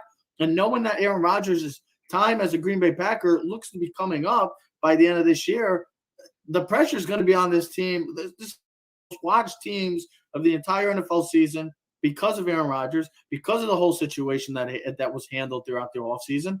And they got to figure it out because, they won on Monday night, but who cares? It's the Detroit Lions. The Detroit Lions are not going to be going anywhere. They played a tough game, but there's a lot of concerns for this team. And to Rodgers just adding more to it just feels like he's adding more fuel to the fire. Yeah, listen, Aaron Rodgers to get concerned about his team, but listen, you're the quarterback of a contender number one and of a legendary franchise in Green Bay. Mm-hmm. Of course you're going to be a bit of a media personality. It would be silly to think you wouldn't be. There's nothing going on in Green Bay. Right. Not for nothing, like half the city owns the team. Mm-hmm. Those people are super invested. They've got questions for the quarterback who, doesn't seem like he's all in. Those are all legitimate things. So, he should worry about the media. You need to worry about what the fans think. Because it will come back to bite you eventually. Listen, he played the perfect team this week. To finish up my thought, he played the perfect team this week to get back on the right track, the Detroit Lions. My thing is this. I don't worry about Aaron Rodgers. I really have never worried about Aaron Rodgers. He's one of the greatest quarterbacks. Go look at his stats. He's flawless. What I would be worried about, and I know we'll talk about down the road, is their defense. Against Jameis Winston and Jared Goff, they've gotten lit up. Now, that score was Monday night. I watched the game. It was a lot closer. There was a point where it was 21-17. Dan Campbell could have kicked the field goal to make it 21-20. He chose to go for it on 4th and 1. I would have ran the ball if you were gonna. I didn't like the pass pattern that they configured, but they didn't score. And then, Green Bay came down, make it 28-17, and then we know what the final score was. But we know if you're going to get back on the right track for the Green Bay Packers, the Detroit Lions are the perfect team to play. Well, and this week against the 49ers, who they do not play well against because it's a team that's very physical, punch you in the mouth. They don't match up well, but it'll be a great test for Green Bay, Aaron Rodgers. And, hey, listen, this could be a championship game down the road, depending on how things plan out. Well, speaking of championship Sunday and championship matchups and true test of a matchups, well, we got the perfect matchup in the NFC. The Tampa Bay Buccaneers have been riding sky high since last year, since Trev predicted them to win a Super Bowl, and everybody thought he was crazy, but they ran house. They're on a 10-game winning streak. Now they go into maybe their true test of a matchup, going into where Super Bowl 56 actually will be played this year. And that is against the Los Angeles Rams, the new-look Los Angeles Rams, a team led by Matthew Stafford who's been playing great. This team overall has been playing great. Cooper Kupp looks like a number one receiver. This team has all the makings of a team that can dethrone the champs right now. So the Bucs, we've seen them in the first 2 weeks. Their offense, well, as per usual, as scripted, looks amazing and looks like it's not going anywhere. Yes, they will be out with Antonio Brown because of COVID rules. But that's fine. They still have Godwin. They still got Gronk. They still have Mike Evans. They still have a boatload of weapons on that offense. My thing is that defense. It's not the same defense that we've seen at Super Bowl 55. It looks like a defense that has been getting lit up so far. Dallas, Dak Prescott torched them. Matt Ryan even did pretty well against them at times, scoring 20. Except for the 2 pick sixes, they were right there. They were within what? Matt Ryan's lead receiver is Mario Edwards from the Tampa Bay Buccaneers with 2 touchdowns, 2 pick sixes. Think about that. But you see this matchup. This is a potential NFC Championship matchup. And there's a lot of great matchups this week. And we just talked about the Packers. They're playing the 49ers. We're not going to get into that game. You also got the Chiefs and Chargers, a true test for the Chargers. Are they going to start off 1-2? And then you got the Monday night game in the NFC East between the Cowboys and the Eagles. But this is the matchup that we want to focus on this week because this is the possibly NFC Championship preview. So I'll ask Ted. I'll start with Ted. Have the Bucs met their match with this weekend's matchup against the new-look Los Angeles Rams? Say that again. I apologize because I was reading something. I did hear is this the best matchup? Oh, listen, no, this have they met? How about you pay attention?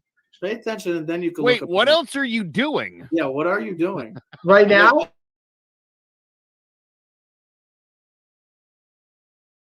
About the game this week, that Matthew Stafford was second in passing yards the first 2 games for the Rams, only behind Sam Bradford at 631. Matthew Stafford has played great. This offense has played really well. If you go back to the matchup last year, the Rams defense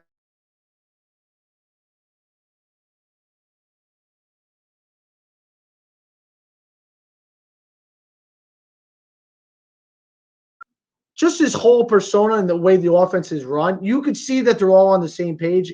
It's so much smoother. The chemistry is there where last year, listen, there was COVID, the way the whole season, new quarterback, new system.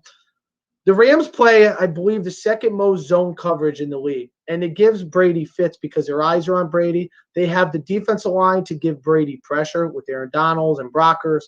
They have the secondary guys.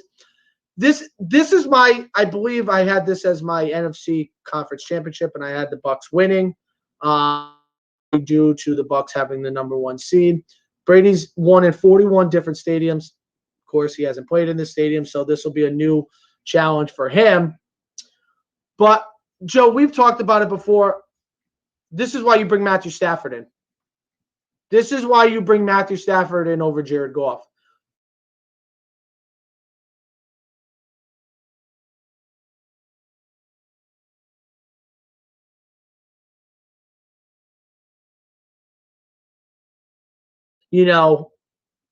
This game could be a telling story. Listen, let me go ask ahead, you this.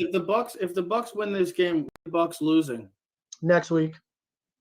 They're not losing to the Patriots. Here's my thing. I think the Bucs lose this week, and I think it's because maybe some of these guys are overlooking the game for next week. Because next week seems no way. You think Brady? Come on. This is the same thing that we say about. This is the same thing that people said about the Super Bowl hangover. Do we realize who the quarterback is? No. I'm not saying Tom Brady, but I'm saying other guys. Listen, in all the sports right now. Listen, it's not looking past anybody, and especially it seems like Los Angeles, who has that. Listen, it's human instinct. Listen, it's human instinct. We see it all the time. Teams lose games because they're looking ahead of another big game. These are 2 major games. Next week seems like the preview to the Super Bowl, even though it's just a regular season game. Do you understand how many eyes are going to be on next week's game, New England? I mean, Does it not feel like the biggest regular season game next week in like the last 20 years? I mean, it seems huge.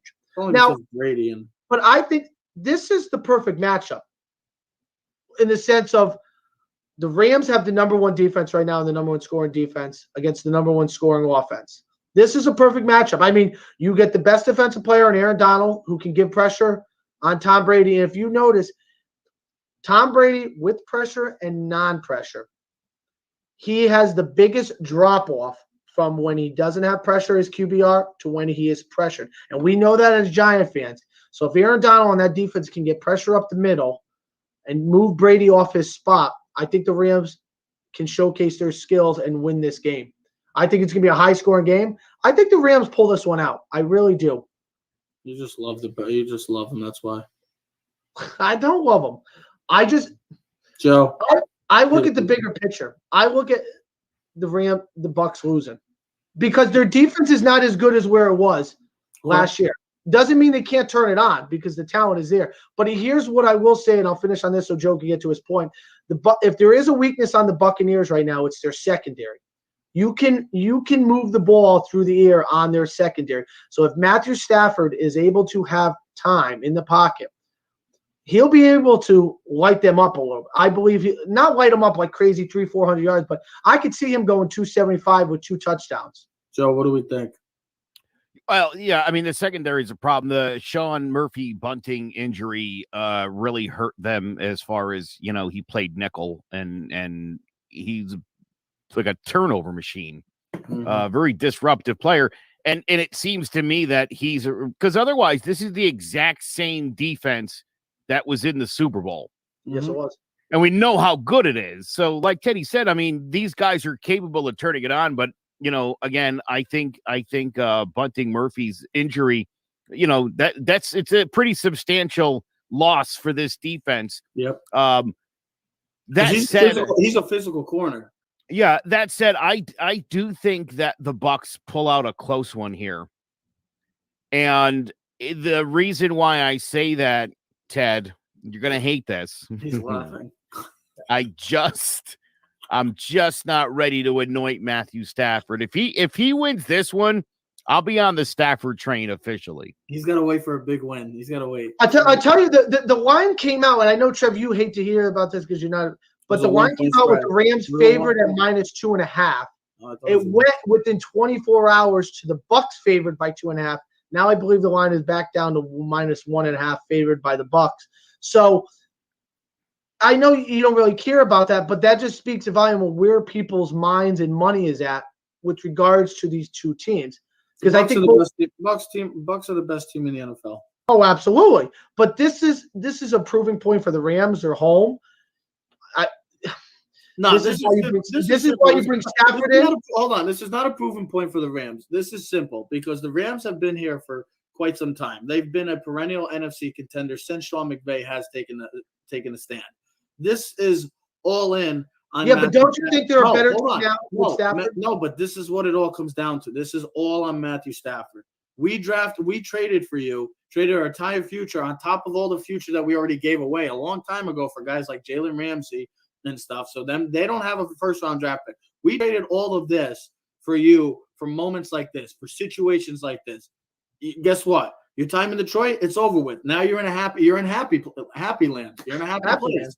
You need your own happy place. Come on, Happy Gilmore. Stafford's got his own happy place now. He's in LA. Now you're going against the champs. And probably maybe besides next week, maybe one of the most watched games of the entire regular season this weekend. It's time for you to deliver that we've all been hearing that Matthew Stafford played for Detroit. Well, this is it. This is finally your opportunity to put your talents on display against the GOAT and the team that, to many, could repeat as Super Bowl champs. This all comes on Matthew Stafford. The Rams are going to play their game. The defense is going to play their game. They're going to punch them in the mouth. They're going to get after Brady. The offense is going to do the thing. But it comes down to Matthew Stafford. That's the one person that we've talked about this entire offseason, and he's one of the top 10 players that we all had in our list that faced the most pressure coming in because he came to a team he went from nothing to a team that has a chance to win a championship. It's on you, Mr. Matthew Stafford. And now you have the opportunity to put your talents on display against the champs. That's what I got. So you guys both think the Bucs win? I mean, I'm not changing my mind about the Bucs. I've been on the Bucs since last. I'm not a Bucs fan, but I've been picking the Bucs because I just see how great this team is. When you got a guy like Tom Brady, you're in any game, and trust me, they're taking one game at a time. They're not thinking about next week because when you got a guy like Brady at the helm, they're not thinking about next week. I just think the Rams. Can the Rams win? Here's the thing: Jared Goff beat them last year. Yes, the Rams. Jared Goff beat them last year in Tampa. Now, I know, Trevor, you're 100% right. This is not the same team, the Bucs team we're talking about. But I also think the Rams team is better, too, with Matthew Stafford. And overall, I think this team is better. Now, and I believe that this Rams team has the defense to match up with the Buccaneers offense. And that's the key. Can you match up because the Bucs have so many weapons, Trevor, like you said, with Gronk, with Evans, with Godwin, with Scotty Miller, with O.J. Howard, with Kim, you know what I mean? They have pieces. I think the only way the Bucs win is if they're able to run the ball, and that's a question mark for them so far this season because they have not been able to officially run the ball. And listen, because how long do we really think Tom Brady is going to be throwing for 4 or 5 touchdowns a week and 300 yards? I mean, do we really think he's my fantasy quarterback, so I don't really care. Listen, here's my question this week. I got a question before we get to the last question. This is a true question. I have Matt Ryan and Tom Brady. Matt Ryan's playing the Giants this week. Tom Brady's playing the Rams. Who are you starting at fantasy? Brady. I don't know. I have Brady and Rodgers. What do you think I should take? I would start Rodgers. I know I'm in a situation on one of my teams where I was considering Matt Ryan. Maybe over Justin Herbert? Because Herbert's playing the Chiefs. Herbert plays the Chiefs, which that Chiefs defense hasn't looked that great. So yeah, but you know what? Opportunistic. I got the Bills against, I think. And they're motivated after last week's I got loss. some tough quarterback decisions to make because I got Josh Allen going against the football team, and I got Herbert against the Chiefs. So I don't know. Go with Josh Allen. Matthew Berry loves Josh Allen this week. Great. All right. So you was talking about Matt Ryan. I'm glad you brought up Matt Ryan because there's two teams that we just talked about, two teams that look like they're going to be in the Final Four, maybe even on Super Bowl Sunday. We're going to go all the way to two teams that could be in the Final Four of the NFL draft. You mean the first four? The first four. The first four, I should say yes. The first four or even the number one pick. And it's unfortunate because one of those teams is our New York Giants. Well, we've seen the first 2 weeks. Last week, heartbreaking, not surprising though. Typical Giant performance. First week, another typical Giant performance. No emotion, no energy, and just looked flat. Well, last week they had a little more bounce to their step. Daniel Jones having his best game maybe yet to date against the Washington football team and looking like he's performing well so far. He's actually has the second highest quarterback QBR, only behind Brady and PFF. And he's got the fourth most fantasy points. And he's got the third most rushing yards. Daniel Jones has been performing, and this is a game that the Giants look like they can win, and this could be the Saquon game. But also, we have to take in consideration the situation that's surrounding this game. This is the day that our great Hall of Fame quarterback, Eli Manning will be getting his number 10 retired. I'm thinking about going to the game. I would love to have gone by myself. Yeah, good luck. I might just call out of work and go. The tickets weren't bad. I looked. But there is a possibility, ladies and gentlemen, that with 0-3 looming, what should the Giants do and how should they prepare for the future if so that dreadful 0-3 record comes about? I'll put it this way. Also, Eli Manning's first start was November 21st against the Atlanta Falcons. They lost. Yep. So it's pretty remarkable that it's thing. I wish I could be at this game. I think it's going to be a hell of a crowd. This is for the Giants. For us, this is all about the Giants. This is, can we build off of last week and we should win this game. The Falcons, I believe, have given up the most points in any on defense against anyone in the league this year. No one's given up more points. Their defense is not good. We know their offense can put up points. They got Ridley, they got Matthew Ryan, they got Kyle Pitts. I want to see an improved Giants defense. The thing I want to see about the Giants most this week is less mistakes through penalties, and can we develop a running game other than our quarterback? The Giants actually have a worse defense than the Falcons right now. How is that? I don't not yeah. What, Giants have given up 413 yards per game in 2 games. The Falcons have given up 387. But I don't care about the yards. I care about points. And the Falcons have given up, I believe, 67 points in 2 games. The Giants have 80 points. 80? They've given up 40 points a game in 2 games. How many of the Giants have given up? 28 and a half. All right. Something's got to give. So something's got to give. I don't know what to say. I believe both of these teams will be picking in the top 10 next year. I'm rooting every week against the Bears too. Every week. Let's go Browns this week. Beat the hell out of the Browns. I hope Justin Fields plays well though. Yeah, me too. But he's not. I hope the Browns dominate. We're gonna need every pick we can get next year. I said something yesterday too. I think the Giants realistically have to think big this year in the sense of trading Barkley or trading him in the offseason. No, I think the Giants have to look bigger picture to where this team is at. You cannot sign a running back big money. He's going to want a certain amount of money. And I know this is about the game, but I think you said prepare for the future. If Daniel Jones is our future, Daniel Jones has to be our future. He has to play like he did last week every week for the Giants to have an opportunity. Saquon Barkley is not our future, guys. I'm sad to say it, and I don't want to see him go, but I think the Giants have to look at the bigger picture. You can't pay him that type of money. Just look at Zeke in Dallas. Look at Gurley for the Rams. McCaffrey, listen, I love him. McCaffrey's might be the best offensive player in the entire league. He just, again, I'm sad to say he got hurt again last night. I mean, a hamstring, it happens. It's just unfortunate because he is dynamic. He's the best offensive player in the league. I'm sorry. He's so good. He could do anything, and he dictates everything else. You already know how I feel about CMC. But I think Joe would agree that if depending on what happens at the season, and I believe we all agree right now that the Giants don't look like a playoff team, though they can make the playoffs last year. We've seen it. They almost made the playoffs last year. The year they won the Super Bowl, they started out 0-2. Can they win the next couple games? I mean, they got Falcons this week, Saints the following week, and then I believe Dallas and the Rams. You can win the next 3 games in a row. My perception could change. I just want to see a better overall game for the Giants. I want to see everything put together. I wanted to see the defense play like they did last year. I want to see the running game to come back to form, and I just want to see the less mental mistakes. You know what I mean? Let's not beat ourselves. If someone's going to beat us, let them just beat us. Enough teams do that to us. Can we just not beat ourselves? Can we just find a way not to screw it up? You're asking a lot there.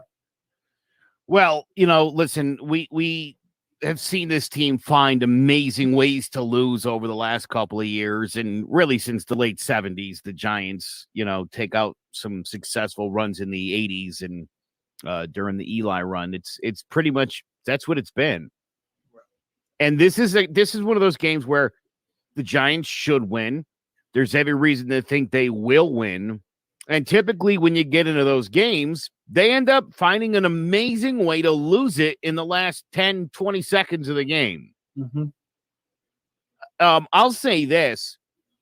Atlanta's offensive line is atrocious. If you think the Giants have a bad offensive line and have offensive line issues, where do you got to look at these guys?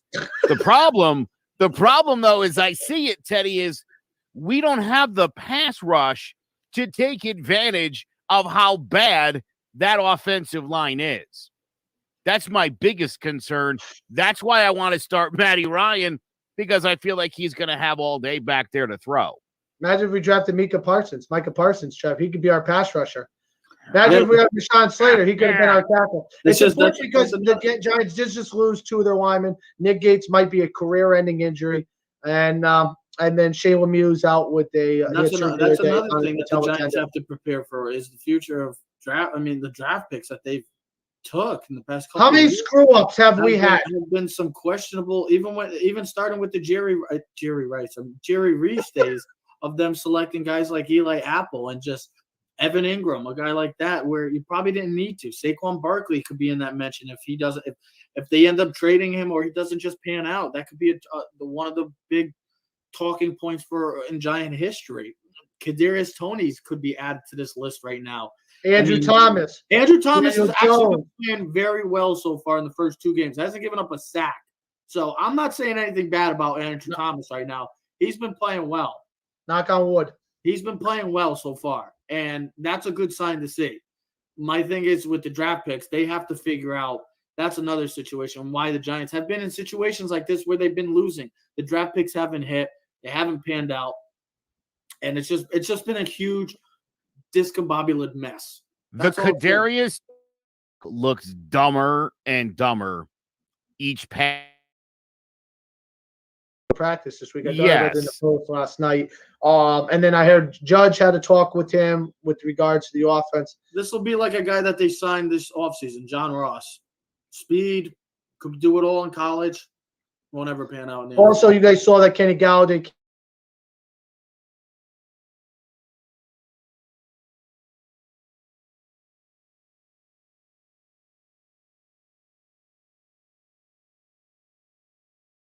that story was when everybody thought he was yelling at Daniel Jones. People were like, oh, no, the discontented wide receiver. And then he was like, no, I was yelling at Jason Garrett. And everybody collectively was like, oh, yeah, okay. And that was the end of it. That's the end of it. I guess that's good, though, right? It is good on the one hand, but again, it's like, I guess we all universally know Jason Garrett's an idiot. And why he still continues to call plays for the Giants, beyond all of us, I suppose. Because I think that Jason Garrett's trying to screw us. I'll tell you, he's still a Dallas guy. Giants got to figure it out. This is a much needed victory because if they don't win this game, guys, I don't know when the Giants are winning a game. I could see if they don't win this game, it could be a long 17-game season, and that's not a good sign for Daniel Jones, Saquon Barkley. Definitely Coach Joe Judge. Jason I got Garrett, news for you, Dave buddy. Gettleman. It's going to be a long season, whether the Giants win this game or lose this game. If they blow Atlanta out by 40, it's still going to be a long season because they still got to try to win next week. The Giants never do that. But listen, I just want to see overall better play like we did last year. Even when they were losing at the end of the season or they were still fighting, competing, and playing better as a team. Well, you want to know hold on, before we end the show, let me guess. Falcons, Saints, Cowboys, Rams, right? Yeah, Carolina home, at the Chiefs, against the Raiders, at the Bucks, Eagles, at Dolphins, at Chargers, Cowboys, at Eagles, at Bears. Guys, I look at that schedule right now with the way this team is. I see the Falcons and the Bears as the only. I don't even see maybe 4 or 5 wins. But you know what though? We don't see it, and then we're going to look back at 8 weeks. I know. How the Giants? I know. Listen, because the Giants lose games they're not supposed to, win games they're not supposed to. They're going to go into Arrowhead. They're going to go into Tampa, and they're going to beat the Bucks when the Bucks have been like on a 19-game winning streak.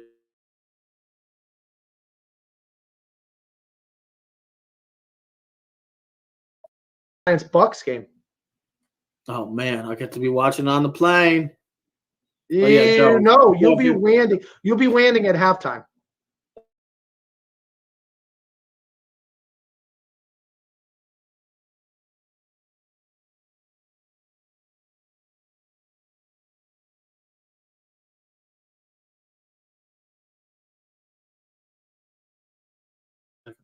Second, whatever.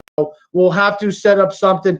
Trev, maybe we'll bring them. We were talking about maybe that Sunday. We'll go down to Monday. Maybe we'll have Joe come down for the Sunday 1:00 games at Randall's. Maybe that Monday too. Never know. Maybe I want to go. Maybe we'll see what happens. To stay with you guys for the weekend. We got room. Yeah. That'd be dangerous. Yeah, it would. Well, we'll see what happens. A huge weekend in college football as well. Huge weekend for New York baseball fans, or New York Yankee fans, I should say, and a huge weekend for New York Giant fans. A lot is happening right now in the sports world. We'll see how it happens. We'll be back next week to discuss all of Week 3. Do the Giants start off 0-3, or do they get finally a win for Eli? Let's hope that they win for Captain E. Can only hope. And we'll see how the Yankees pan out in Fenway. Ladies and gentlemen, we are Keys of the City. We are streaming on all social media platforms at Keys of the City. So comment, like, subscribe, or share. Clovercrest Media presents Keys of the City. We are out. Yeah. Keys to the city, baby. When you see us, so you know you really viewing greatness. And the making, double up on facts we stating. Podcasting, cruise control, city, state, the nation. So what you saying, what we saying, prime information. Facts, keys to the city, we're unlocking the statements. Hello, my name is Joe McGuire. I'm the president of Clovercrest Media Group. And here at CMG, we have a wide variety of podcasts, including sports shows like Keys to the City, The Roll Call, Throwing Jabs, All Four Downs, and Jawing About the G-Men. And great true crime shows like Sticky Week, Crimes and Consequences, Ivy League Murders, and Bird, the unsolved murder of David Eichmann.